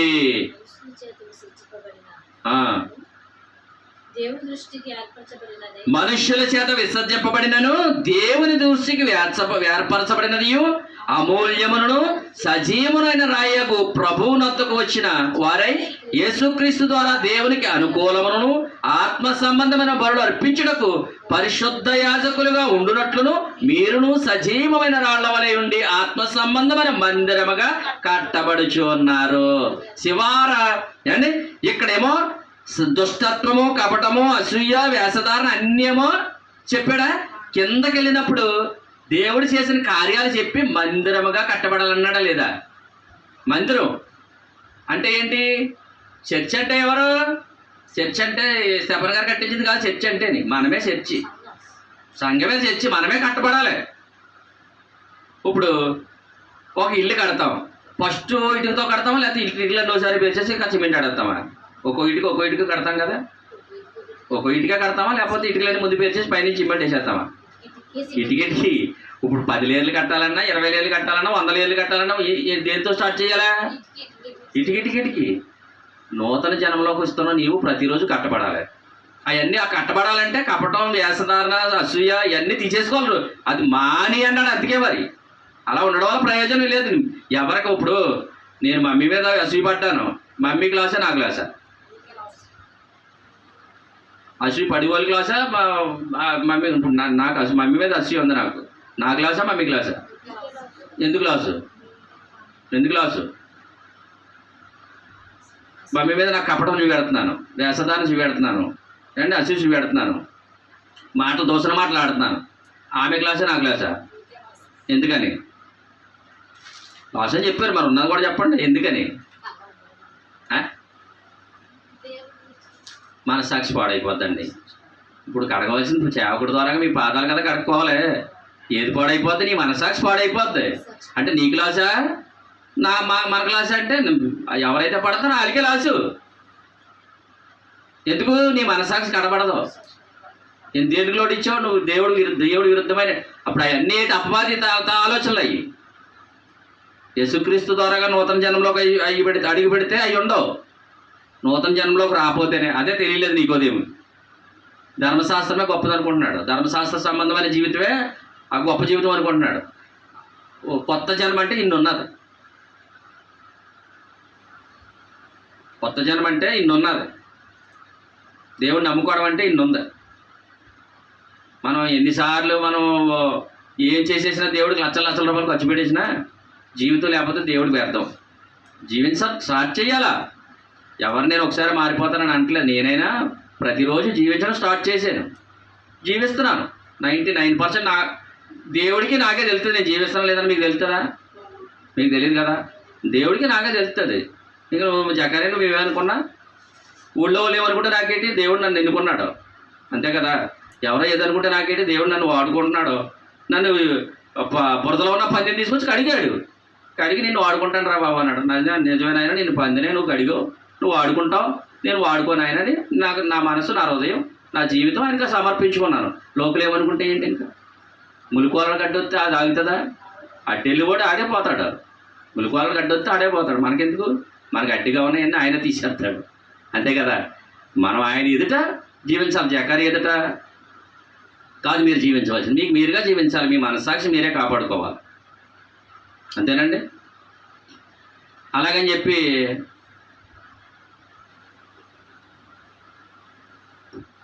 5వ వచనం చదవండి. పేతురు రాసిన మొదటి పత్రిక 1వ అధ్యాయం 5వ వచనం చదవండి. 2వ అధ్యాయం 5వ వచనం. యేసుక్రీస్తు ద్వారా, ఇప్పుడు నూతన జన్మలో కదండి, ఎవరి ద్వారా? కానీ యేసుక్రీస్తు ద్వారా ఎవరికి అనుకూలంగానే, మనుషులకు అనుకూలంగానే, దేవునికి అనుకూలంగానే. అదే చెప్తాను మీకు ముందు మాట చెప్పి ఆఫ్ చేశాను కదా, అందుకే మాట తీశాను. యేసుక్రీస్తు ద్వారా దేవునికి అనుకూలములకు ఆత్మ సంబంధమైన బలులు అర్పించుటకు. పాత నిబంధనల బలుల, కొత్త నిబంధనల బలి. ఇది కొత్త నిబంధన బలి. ఆత్మ సంబంధమైన జీవితం బలి అయిపోవాలి. మన జీవితం సిలువ వేయబడాలి. యేసుక్రీస్తు సిలువ వేయబడ్డాడు కదండి, మనం అలా సిలువ వేయబడాలి. మన జీవితం, పాత జీవితం అంతా కూడా సిలువ వేయబడాలి అండి. దేవుడు నమ్ముకోకముందు ఎలాగే ఉండి, నమ్ముకున్నాక అలాగే ఉండి, ఎందుకు ఇంకా జీవితం? యేసుక్రీస్తు ద్వారా దేవునికి అనుకూలములకు ఆత్మ సంబంధమైన బలులు అర్పించుటకు పరిశుద్ధ యాజకులుగా ఉండునట్లు, పరిశుద్ధ యాజకులుగా ఉండినట్లు మీరును సజీవమైన రాళ్ల వలె ఉండి ఆత్మ సంబంధమైన మందిరముగా కట్టబడుచు ఉన్నారు. ఆత్మ సంబంధమైన మందిరముగా కట్టబడాలి మనం. అంటే మనమే చర్చి, సంఘమే మందిరం.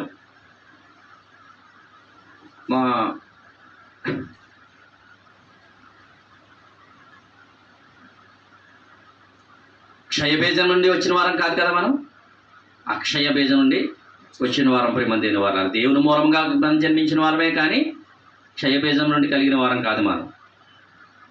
దేవుడు వెలుగై ఉన్నాడు, మనము వెలుగై ఉన్నాం. దేవుడు నీతిమంతుడై ఉన్నాడు, మనము నీతిమంతులై ఉన్నాం. దేవుడు పరిశుద్ధుడై ఉన్నాడు, మనం పరిశుద్ధులై ఉన్నాం.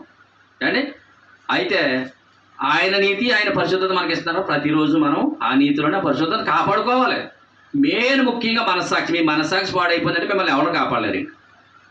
మనస్సాక్షి పాడు చేయడానికి ఎప్పటికప్పుడు అపవాది చేస్తూ ఉంటుంది మన మీద. వల ఆడు ఏమేస్తాడంటే వల వేస్తూ ఉంటాడు అప్పుడప్పుడు.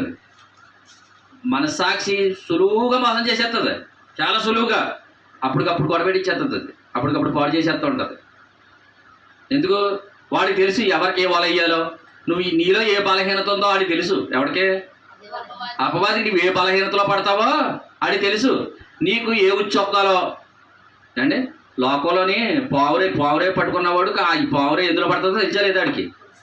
ఉడుగు ఎందులో పడితే ఏ వల్ల పడుతుందో ఆడికి తెలిసా లేదా అండి? లేడుని ఏటాడి వాడికి ఎలా ఏటాలో తెలిసా లేదా? అపవాదికి కూడా తెలుసు నీకు ఎలాంటివి వచ్చి ఒక్కాలో, ఎలాంటి గాల వెయ్యాలో, ఎలాంటి వల వేయాలో నీకు తెలుస్తుంది.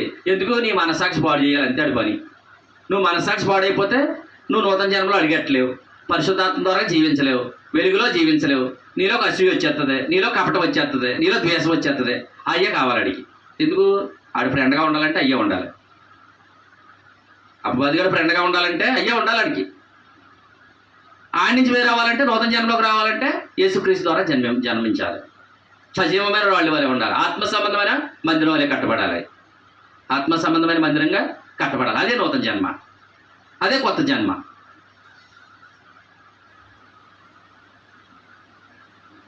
యోహాను రాసిన 3వ పత్రిక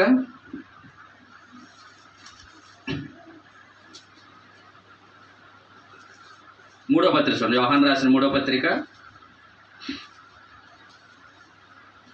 1-2 2వ వచనం. ప్రియుడా, చూడండి, ఆత్మ సంబంధమైన మందిరంగా కట్టబడాలన్నాడు కదా. ఇప్పుడు ఇక్కడ ఏమంటున్నాడు చూడండి. వర్ధలతో అంటే మందిరం బాగా కట్టబడుతుందా కాదా? ఇప్పుడు ఆత్మ వర్ధలు. ప్రియుడా, నీ ఆత్మ వర్ధల్లుతున్న ప్రకారమును నీవు అన్ని విషయములోను అన్నాడంటే మళ్ళానే అండి. మళ్ళీ ఇక్కడ మళ్ళీ చెప్పాడా? మళ్ళీ ఇంక రెండోసారి చెప్పడం. ఇంకా అన్ని విషయములోను వర్ధిల్లుచు సౌఖ్యముగా ఉండవలెనని ప్రార్థించుచున్నాను అంటున్నాడు. అన్ని విషయాల్లో అంటే మళ్ళీ ఇంక అందరూ దేవునికి విరుద్ధమైనది ఏది ఉండకూడదని అన్నీ అంటేని ఒక్క మాటతో చెప్పాలంటే యోహాను రాసిన 3వ పత్రిక 1వ అధ్యాయము 2వ వచనం కదండి. ప్రియుడా, నీ ఆత్మ వర్ధిల్లుచున్న ప్రకారమును నీవు అన్ని విషయములో వర్ధిల్లుచు సౌఖ్యముగా ఉండవలెనని ప్రార్థించుచున్నాను. నీవు సత్యమును అనుసరించి నడుచుకొనుచున్నావు గనుక సహోదరులు వచ్చి నీ సత్య ప్రవక్తను గూర్చి చూడండి అమ్మ, చూడండి అక్కడ, నీవు సత్యమును అనుసరించి చూడండి, నీవు సత్యమును అనుసరించి నడుచుకొనుచున్నావు అంటున్నాడు. సత్యం అంటే ఏంటని చెప్పాను. ఏంటి సత్యము?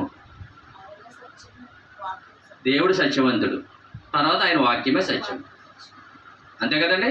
ఇప్పుడు సత్యము అంటే సత్యమును గురించి మనం నడుచుకుంటున్నాం. అన్ని విషయాల్లో వర్దెళ్తావా లేదా? ఇప్పుడు వాక్యానుసారంగా జీవిస్తున్నాం, అప్పుడు అన్ని విషయాల్లో వర్దెళ్తున్నట్టే కాదా? ఖచ్చితంగా వర్దెళ్తున్నట్టే. ఇప్పుడు అపవాదికి వాడు వేసే గాలంలో పడగలదమా? వాడు ఒగ్గే ఉచ్చులో పడగలదమా? వాడు వేసే వల్ల పడగలదమా? పడలేము. ఎందుకు? వాడికి అవకాశం లేదు. ఎందుకు? వెలుగులో జీవిస్తున్నాం. నూతన జన్మ మనకి ఇచ్చాడు దేవుడు. పరిశుద్ధాత్మ ద్వారాగా మనం కట్టబడుతున్నాం, ఆత్మ సంబంధమైన మందిరంగా కట్టబడుతున్నాం. అన్ని విషయాల్లో వర్దెళ్తున్నాం ఇప్పుడు మనం. అప్పుడు వాడికి అవకాశం ఉంటుందా? ఉండదు. నీవు సత్యమును అనుసరించి నడుచుకొనుచున్నావు కనుక సహోదరులు వచ్చి నీ సత్య ప్రవక్తను గూర్చి, సహోదరులు వచ్చి ఏం చూస్తారో? నీ సత్య ప్రవక్తనే చూస్తారు. సత్య ప్రవక్తన అండి, సాక్ష్యముగా చెప్పగా విని సత్య ప్రవక్తని చెప్పుకుంటారు ఒకరికొకరు. అబ్బాయి వీళ్ళ ప్రవక్త ఎంత బాగుంటుందండి, చక్కగా ఉంటారండి, గొడవలు లేకుండా ఉంటాయండి, ఒకరు గొడవ ఉండదండి, ఒకరు తలంపు ఉండదండి అని ఇప్పుడు చెప్పుకుంటారా? ప్రవక్తను కదా, ప్రవక్తలో జీవిస్తేని సత్య ప్రవక్తను చూసి చెప్పుకుంటారు ప్రజలు, అంతేనండి. అదే రాయబడిందా లేదా? నా సొంతంగా చెప్పేస్తున్నానా? చూడండి అక్కడ, నీవు సత్యమును సత్య ప్రవక్తను గూర్చి సాక్ష్యము చెప్పగా విని బహుగా సంతోషించి తిని, నా పిల్లలు సత్యమును అనుసరించి నడుచుకొనుచున్నారని వినుట కంటే నాకు ఎక్కువైన సంతోషము లేదు.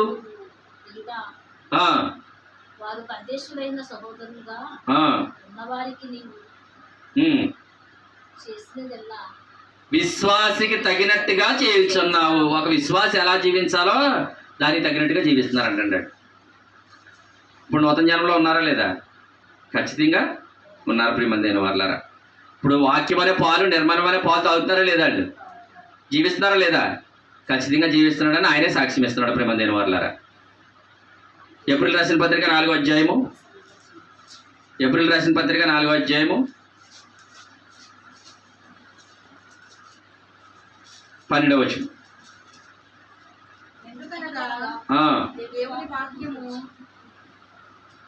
ఎందుకనగా సజీవమై బలమున్నదై రెండంచెలు గల ఎటువంటి కట్టం కంటెను వాడుగా ఉండి, చూడండి, ప్రాణాత్మను కేడను మూడును విభజించినంత మట్టుకు కూర్చు ఉదయం యొక్క తలంపులను ఆలోచనలు శోధించు. ఎందుకనగా అని రాశాడండి అక్కడ. ఏండి 11 చదవండి.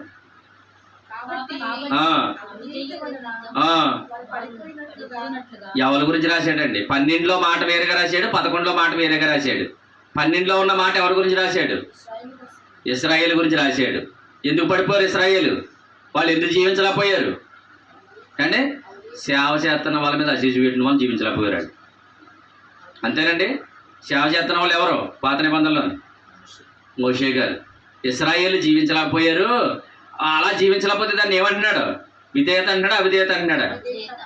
ఇప్పుడు ఒకవేళ అలా మనం కూడా తిరిగి వాళ్ళు ఏ తిరుగుబాటు అయితే చేశారో మనం కూడా తిరుగుబాటు చేసామనుకో, అవిధేయత అవుతుందా? విధేయత అవుతుందా? అంటే సత్యం అవుతుందా? అబద్ధం అవుతుందా? నూతన జన్మ అవుతుందా? పాత జన్మ అవుతుందా? ప్రేమ అవుతుందా? లేకపోతే అసూయ అవుతుందా? అసూయ అవుతుంది అండి. 11లో రాశాడు, కాబట్టి అవిధేయత వలన వారు పడిపోయినట్లుగా మనలో ఎవడును పడిపోకుండా విశ్రాంతిలో ప్రవేశించడానికి జాగ్రత్తగా పడదాము. ఇప్పుడు విశ్రాంతిలో ప్రవేశించడం అంటే ఏంటి? ఇంట్లో పడిపడి తినేసి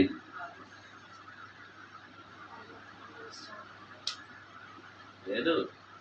ఆయన విశ్రాంతిలో ఉన్న ప్రకారం మనం విశ్రాంతిలో ఉండాలి. ఏ విషయంలో?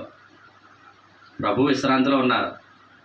ఈ లోకంలో పని ముగించారు, శ్రమలు పడ్డారు, ఇబ్బందులు పడ్డారు, చనిపోయారు, తిరిగి లేచారు. ఇప్పుడు మనందరి పక్షాన యాజకత్వం చేస్తున్నారు. ఆయన విశ్రాంతిలో ఉన్నారు. తండ్రి కుడి పార్శ్వన కూర్చొని విశ్రాంతిలో ఉన్నారు. ఇప్పుడు మనం ఏ విషయంలో విశ్రాంతిలో ఉండాలి?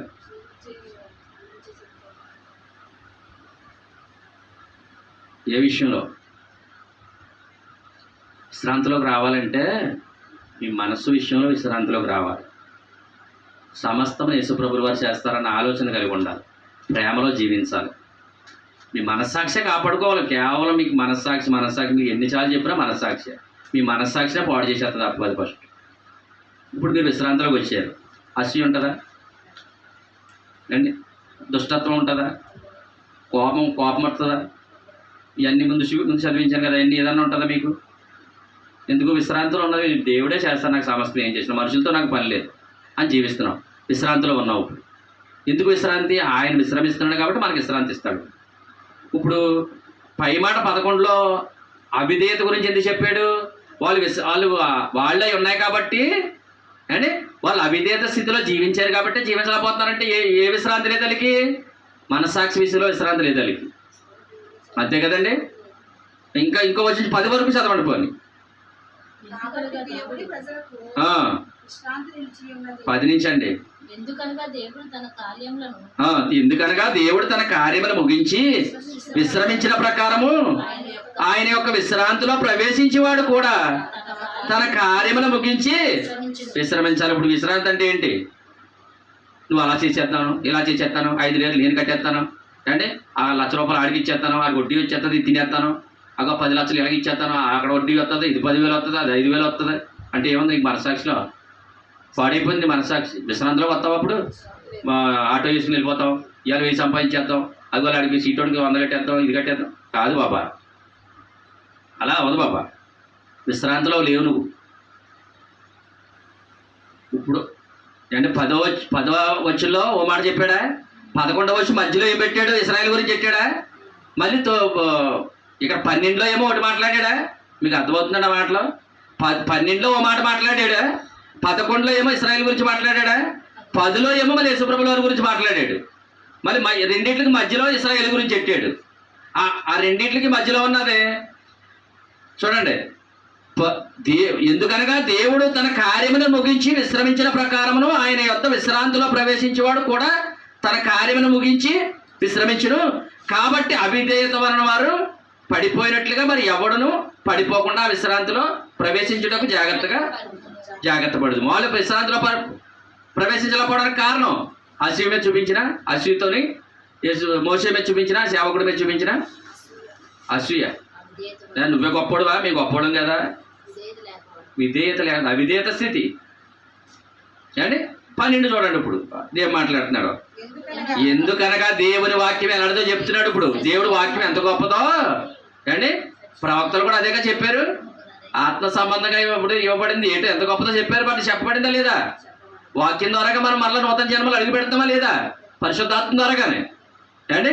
ఇప్పుడు చూడండి, ఎందుకనగా దేవుని వాక్యము సజీవమై బలము గలదై రెండంచులు గల ఖడ్గం. చూడండి, బతుకున్నది అంటున్నాడా చచ్చిపోయింది అంటాడు దేవుని వాక్యం?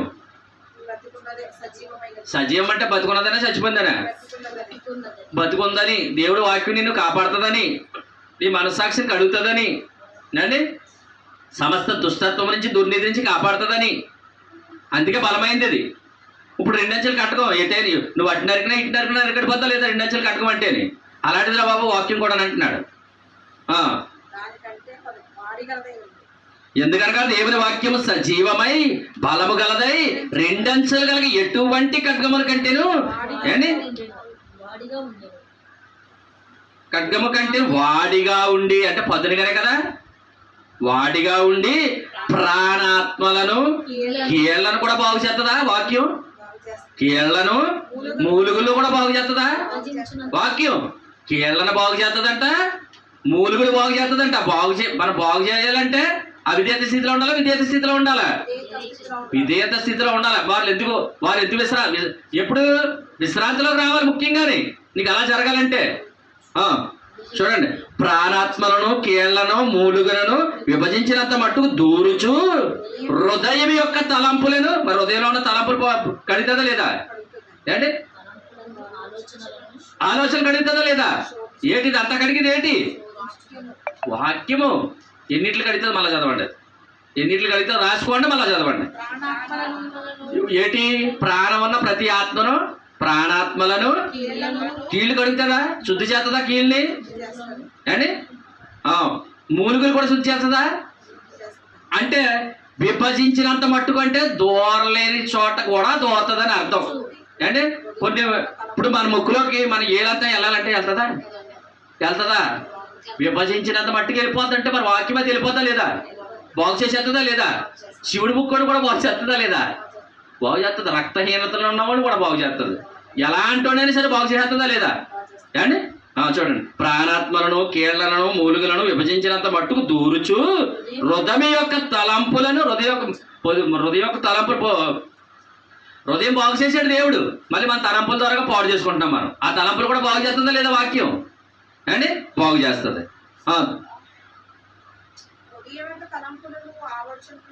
ఆలోచనలు కూడా శోధించుచున్నది. మరియు ఆయన దృష్టికి కనబడిన సృష్టం ఏదీ లేదు.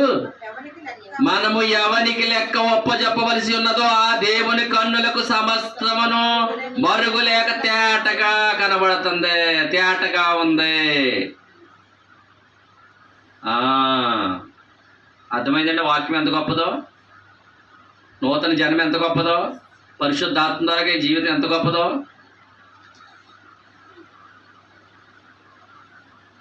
పేతురు రాసిన 2వ పత్రిక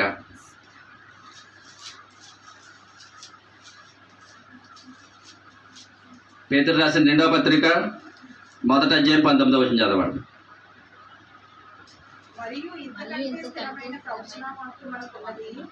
మరియు ఇంతకంటే స్థిరమైన ప్రవచన వాక్యం మనకున్నది. తెల్లవారి వేకువ చుక్క మీ హృదయములో ఉదయించే వరకు ఆ వాక్యము చీకట గల చోట్లను చూడండి. అక్కడ కొన్ని చెప్పాడా? ఆ వాక్యం ఎంత గొప్పదో మళ్ళీ అంటున్నాడో. ఒకవేళ మనం దేవుడు వెలుగైనాడు కదా, మనం కూడా వెలిగే కదా. ఒకవేళ చీకటి మనలో ఉంటే ఆ చీకటను కూడా బాగు చేస్తుందంట వాక్యం. చూడండి, చీకట గల చోట్లను వెలిగించు దీపమై ఉన్నట్లు దాని యందు మీకు లక్ష్యముంచిన యెడల మీకు మేలు. చూడండి, చీకటి మనలో ఉంటే పోతుందా లేదా? వాక్యం వెలిగే వస్తుందా రాదా? వాక్యము మళ్ళా చూడండి, ఇప్పుడు 20 చూడండి. ఒకడు తన ఊహను బట్టి చెప్పుట వలన లేఖనములో ఏ ప్రవచనమును పుట్టదని మొదట గ్రహించుకోవాలని అంటండి. ఇలా చూడండి అందరూ ఒకసారి, ఈ మాటకు అర్థం ఏంటండి? నేను మళ్ళా చదవండి. ఒకడు తన ఊహను బట్టి చెప్పుట వలన లేఖనములో ఏ ప్రవచనము పుట్టదని మొదట గ్రహింపుకోవాలని అర్థం చెప్పండి. అంటే మన శరీర సంబంధమైన ఆలోచన బట్టి మనం చెప్పినది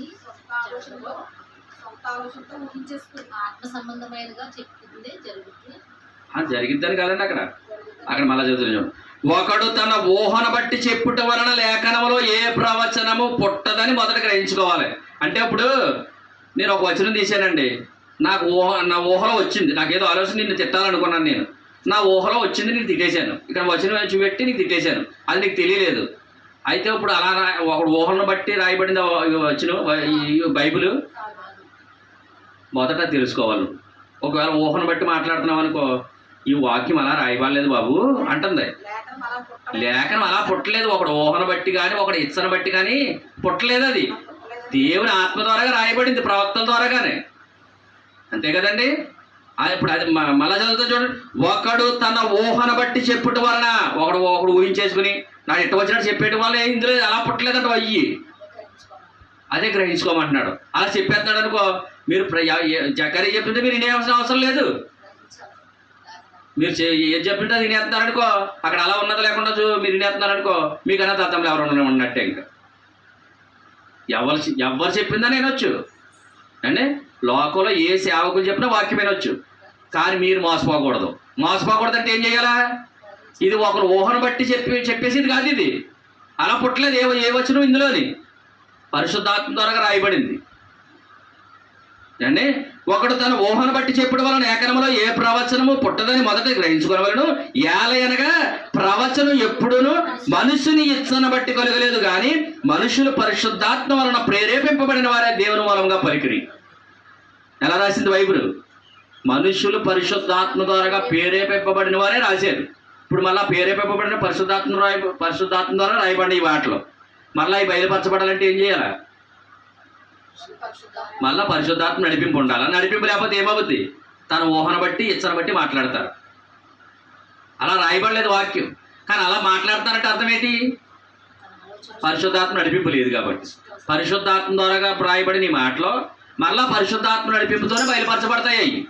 అలా జీవించకపోతే మళ్ళీ ఒకరు ఊహను బట్టి ఇచ్చను బట్టి మాట్లాడతారు. కానీ బైబిల్ అలా రాయబడిందా? రాయబడలేదు, కానీ అలా మాట్లాడే వాళ్ళు అలా మాట్లాడతారంట బైబిల్. అండి మొదటి అధ్యాయము ఏప్రిల్ రాసిన పత్రిక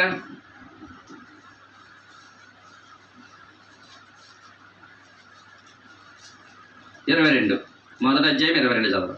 ఏప్రిల్ రాసిన పత్రిక మొదటి అధ్యాయము 14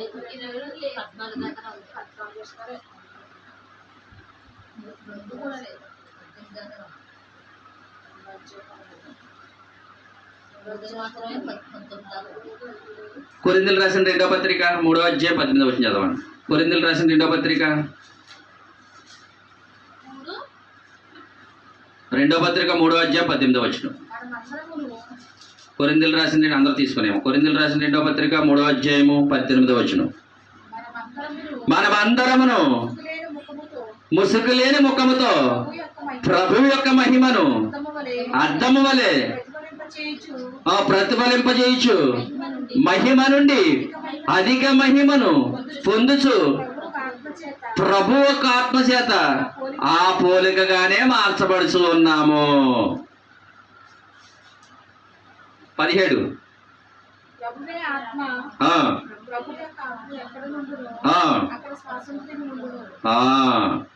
మనం అప్పుడు అంటున్నమాట, ప్రభువే ఆత్మ, ప్రభు ఆత్మ ఎక్కడ నుండునో అక్కడ స్వాతంత్రం ఉండును. మనమందరమును ముసుగు లేని ముఖముతో ప్రభు యొక్క మహిమను అద్దం వలె ప్రతిఫలింపజేయచ్చు మహిమ నుండి అధిక మహిమను పొందుచు ప్రభు ఆత్మ చేత ఆ పోలికగానే మార్చబడుచు ఉన్నాము. మార్చబడుతున్నామా లేదా? ప్రభు పోలికలో మార్చబడాలి. భక్తి అదే.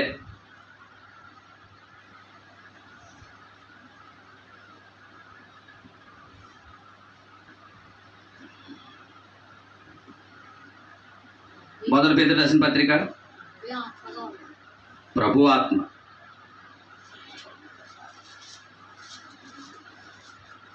పేతురు రాసిన మొదటి పత్రిక 2వ అధ్యాయం 12వ వచనం చదవండి.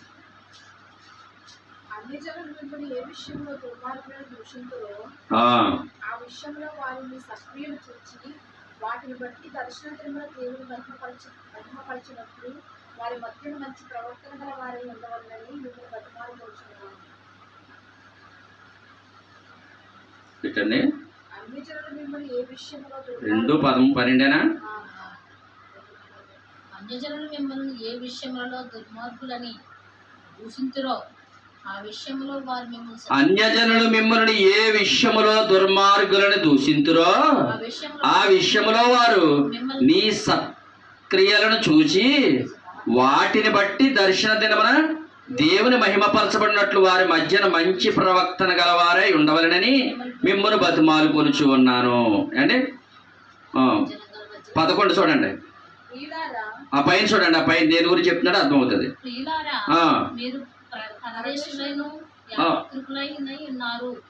ప్రియులారా మీరు పరదేశులను యాత్రికులై ఉన్నారు గనక ఆత్మకు విరోధముగా పోరాడు శరీరములను విసర్జించి చూడండి. ప్రియులారా మీరు పరదేశులను, మనం అందరం పరదేశులు యాత్రికులే ఉన్నాం కదా. ఏ దేశం నుంచి అయితే వచ్చో మరలా దేశానికి వెళ్ళిపోవలసిన వారమై ఉన్నాం కదా. ఇప్పుడు ప్రియులారా మీరు పరదేశులను యాత్రికులై ఉన్నారు కనుక ఆత్మకు విరోధముగా పోరాడు శరీరమును విసర్జించి. మన ఆత్మకు విరోధంగా పోరాడేది ఏది? శరీరమే. మన ఆత్మకు విరోధంగా పోరాడేది శరీరమే. శరీరం ఎక్కడి నుంచి వచ్చింది? భూ సంబంధమైనది. ఆత్మ ఎక్కడి నుంచి వచ్చింది? పర సంబంధమైనది. ప్రభు వెళ్ళిన తర్వాత మీకు ప్రయోజనకరం అన్నాడా లేదా? ఆత్మ మీకు నేను వెళ్ళిన తర్వాత పరిశుద్ధాత్మ భూమి మీదకి వస్తాడో ఆదరణకర్త వస్తాడు, మీకు ప్రయోజనం అన్నా చెప్పాడా లేదా? చెప్పాడు. కానీ 12 అంటాడు, అన్యజనులు మిమ్మల్ని ఏ విషయములో దుర్మార్గులను దూషింతురో ఆ విషయములో వారు మీ సత్క్రియలను చూచి వాటిని బట్టి దర్శన దినమునందు దేవుని మహిమపరచినట్లు వారి మధ్యన మంచి ప్రవక్తన గలవారై ఉండవరని నేను మిమ్మల్ని బతిమాలు కొనుచు ఉన్నాను. చూడండి, ఇప్పుడు దూషించేవారు రేపు పొద్దున ఏం చేస్తారు? పూలదండ అట్టుకుని వస్తారు మన ప్రవక్తను బట్టి, మనం జీవిస్తే కాక. అంతేనండి. మనల్ని ఇప్పుడు దూషించారనుకోండి, మన ప్రవక్తన బాగుండి మనం వాక్యానుసారంగా జీవించి ఆయన యేసుప్రభుల వారు ఎలా జీవించారో, ముందు మనం నూతన జన్మలో ఎలా కావాలని ఎలా చెప్పుకున్నామో అలా జీవిస్తే, ఏ విషయం అయితే దూషించారో ఆ విషయంలో మరలా మన ప్రవక్తను చూసి వాళ్ళు ఏం చేస్తారంట? ఏం చేస్తారన్నది అక్కడ. మన సత్ప్రవక్తను అంటే వాళ్ళు ఏమనుకున్నా, కొట్టుకున్నా, తిట్టుకున్నా, ఏం చేసుకున్నా మన ప్రవక్తను మాత్రం మంచిగానే ప్రవర్తించాం. అప్పుడు ఏమనుంది అక్కడ? అలాగే ఉంది అక్కడ. అన్యజనులు మిమ్మల్ని ఏ విషయంలో దుర్మార్గులను దూషించురో ఆ విషయంలో వారు మీ సత్క్రియలను చూసి, మనం చేసే సత్క్రియలు, మనం చేసే దేవుళ్ళ పనులు చూసి వారి మధ్య మంచి ప్రవక్తలు గారి వారుగా ఉన్నాం. మనం తిట్టుకుంటున్నారండి, మీకు అర్థమైందమ్మా మాట? మనం తిట్టుకుంటున్నారు, తిట్టుకున్నా కానీ మనం తిట్టలేదు, మనల్ని కొడుతున్నారు, మనం కొడతలేదు, మన మీద ఏదేదో అనుకుంటున్నారు, మనం ఏం చేయట్లేదు. కానీ మన ప్రవక్తను మంచిగానే కాపాడుకుంటూ వస్తున్నాం, మనం మంచిగా చూస్తున్నాం, మనం క్రియలు చేస్తున్నాం వాళ్ళ మధ్యలో. అంటే మనం మంచి మంచి క్రియలు చేస్తున్నాం, వాళ్ళు పిలుస్తున్నాం, భోజనాలు పెడుతున్నాం, చక్కగా అన్నీ చేస్తున్నాం. మన ప్రవక్తను చూశారు, అప్పుడు ఏమంటారు? అప్పుడు చూడండి, దాన్ని బట్టి ఆమె ఏమంటున్నాడు? వారి మధ్యన మంచి ప్రవక్తను గలవారై ఉండవలనని మిమ్మల్ని బతిమాలు కొనిచి ఉన్నాను అంటున్నాడు మాట. మనుషులు నియమించి ప్రతి కట్టడకును ప్రభువు నిమిత్తమే లోబడి ఉండు. మనం ఎందుకు లోబడి ఉండాలి? ప్రజలకే ప్రభువులా మారాలి, ప్రభువులో జీవించాలి, ప్రజలను నడిపించాలనే కదండి మనం ఆయన నమ్ముకున్నాం. మళ్ళీ అందుకే కదా పిలుచుకున్నాడు. అందుకేనండి. 15వ వచనం కూడా చదవండి సార్. ఇప్పుడు చూడండి, ఇప్పుడు పైనేమో అన్యజనులు మిమ్మల్ని దూషించినప్పుడు ఎలా ఉండాలో చెప్పాడా? మనం యాత్రికులను పరదేశం అని చెప్పాడా? ఇప్పుడు కింద మళ్ళీ 15లో అంటున్నాడు, యాలి అనగా మీరు ఇట్లు యుక్త ప్రవక్త అంటే మంచి ప్రవక్తన, యుక్త ప్రవక్తన గలవారే అజ్ఞానముగా మాట్లాడు మూర్ఖుల నోరు మూయుట దేవుని చిత్తము అంటున్నాడండి. ఇప్పుడు అజ్ఞానంగా మాట్లాడే వాళ్ళు, అజ్ఞానంగా ఎవరు మాట్లాడతారు? అన్యజనులు అంటే వాక్యానికి విరుద్ధంగా జీవించే వాళ్ళు కూడా అజ్ఞానంగా మాట్లాడతారు కదండి. అజ్ఞానంగా మాట్లాడే వాళ్ళు నోరు మూతపడాలంటే సమయం ఉంటుందమ్మా, ఆ సమయం వరకు మీరు సత్ప్రవక్తన గలవారే జీవించండి అంటున్నాడు ఆయన. అంతేనండి. కొలసీలు రాసిన పత్రిక 2వ అధ్యాయం 5వ వచనం. 2వ అధ్యాయం 5వ వచనం చదవండి. కొలసీలు రాసిన పత్రిక 2వ అధ్యాయం 5వ వచనం చదవండి. నేను శరీర విషయములో దూరముగా ఉన్నాను, ఆత్మ విషయములో మీతో కూడా ఉండి మీ యోగ్యమైన ప్రవక్తన. అక్కడేం చెప్పాడు? మంచి ప్రవక్తనే చెప్పాడు కదా, ఇక్కడ యోగ్యమైన ప్రవక్తన అన్నాడు అనమాట. అంటే కొలసీలు రాసిన పత్రిక 2వ అధ్యాయం 5వ వచనంలో రాయబడ్డదే యోగ్య ప్రవక్తన కావాలంటున్నాడు. అక్కడేమన్నాడు? మంచి ప్రవక్తన అన్నాడు, ఇక్కడ యోగ్య ప్రవక్తన అంటున్నాడు. ఈ అన్నిటికీ ఆ ప్రవక్తన రావాలంటే మంచి మనస్సాక్షి అన్నాడు. ఆ మనస్సాక్షి ప్రతిరోజు పాదాలు కడగడం అన్నాడు. అంటే పాదాలు కడగడం అంటున్నాడు ప్రిబంధైన వాళ్ళ. లాస్ట్ మొదటి పత్రిక, తిమోతి రాసిన మొదటి పత్రిక 6వ అధ్యాయం 1వ వచనం చదివేయండి, ముగించేస్తా. 6వ అధ్యాయం 1వ మాట.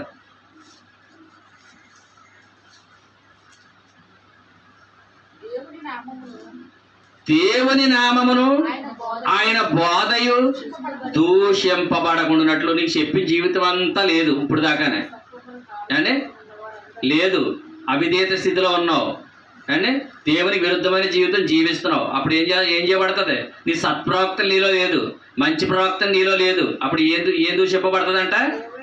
దేవుని నామం దూషింపబడుతుంది. అప్పుడు ఏమంటారు ప్రజలు? దేవుణ్ణి నమ్ముకుంది కానీ అసలు ఏంటి ఇది, దేవుణ్ణి నమ్ముకున్నాడు కానీ ఇలాగే ఉన్నాడు, ఈమె ఏంటి దేవుణ్ణి నమ్ముకుంది కానీ ఆ మాటలు పోలేదు, ఆ ప్రవక్తను పోలేదు, అవన్నీ అప్పుడు మనలో అన్నీ ఎత్తుతారా లేదా? అప్పుడు ఎవరి నామం దూషింపబడుతుంది? నీ నామం దూషింపబడుతుందా? మన నామం దూషింపబడినా పర్లేదు, దేవుడి నామం దూషింపబడితే అవమానం ఎవరికే? దేవునికే కదా. అదే అంటున్నాడు. అంటే ఏంటి అలా దూషింపబడుతుందంటే నీలో మంచి ప్రవక్తం లేదనే కదా, అంటే యోగ్య ప్రవక్తం లేదనే కదా అంటున్నాడు. ప్రియమైన వారలారా చూడండి, దేవుని నామమును ఆయన బోధయు. ఆ బోధ అంటే ఏంటి? అంటే వాక్యమే కదా. దేవుని నామమును ఆయన బోధయు దూషింపబడకుండానట్లు దాసత్వమునను కాడి క్రింద. ఇప్పుడు ఒకవేళ అలా జీవించావు, మళ్ళీ ఏ కాడి కిందకి వెళ్ళిపోతున్నావు నువ్వు? దాసత్వం అనే కాడి కింద. ఇప్పుడు అసలు అపవాది కిందే కదా మనం దాసత్వం నుంచి విడిపించాడు. మళ్ళీ పాపం అనే దాసత్వం నుంచే కదా మనం విడిపించాడు దేవుడు. అంటే ఇప్పుడు మనం కర్ర గడ్డి కొయ్యకారి పరిచయంలో ఉన్నామా, వెండి బంగారం వెలగల రాళ్ళు పరిచయంలో ఉన్నామా? వెండి బంగారం వెలగల రాళ్ళు అనే పరిచయంలో ఉన్నాం. ఇప్పుడు దాసత్వంలోకి వెళ్ళిపోతే మళ్ళీ ఆయన నామం దూషింపబడుతుంటే మన జీవితం చూడండి. దాస్యమని కాడి కింద ఉన్నవారు అందరూ తమ యజమానులు పూర్ణమైన ఘనతకు పాత్రలని ఎంచబడవలెను. అదండి, ఆయన వాక్యం దూషింపబడకుండా ఉండాలి అన్నా, మనము నూతన జన్మ పొందుకోవాలన్నా వాక్యానుసారంగా చెప్పండి. ఇప్పుడు మనం ఎన్ని చెప్పుకున్నాం? ఇప్పుడు ఎవరి మాట తీసుకున్నాం? ఫస్ట్ నికోదేము ఒకడు కొత్తగా జన్మించడం వలన మనం మాట తీసుకుని మనము కొత్తగా జన్మించామో లేదో, ఎలా జన్మిస్తామో ఎలా జన్మించామో చెప్పాను మీకు. అంతే కదండి. కొత్తగా జన్మించడం అంటే ఏంటో అది నికోదేమో తెలియలేదు. ఇశ్రాయేలు బోధకుడై ఉన్నాడైనా, ఆయన ఇశ్రాయేలు బోధకుడై ఉంటే ఆ మాట తెలుసుకోలేదైనా. ఆయన తెలియకుండా ఏమని అంటాడంటే తల్లి గర్భంలోకి వెళ్ళి మళ్ళీ ఎలా రాస్తానని అంటున్నాడో. అయితే ఆయన తెలియలేదు, కానీ మనకు తెలియాలని పరిశుద్ధాత్మ ద్వారా జీవించడం అంటే ఏంటో, పరిశుద్ధాత్మ ఎప్పుడు వస్తుందో, యేసు ప్రభుల వారి ద్వారా మనకు నూతన జన్మలోకి ఎలాగ ప్రవేశిస్తున్నామో, అంటే కొత్త జన్మ అంటే ఏంటో అర్థమైంది కదండి. నీటిగా ఈరోజు అర్థమైందా లేదా? కొద్ది మాట దేవుడు ఆశీర్వదించిన కాదు. ప్రార్థన.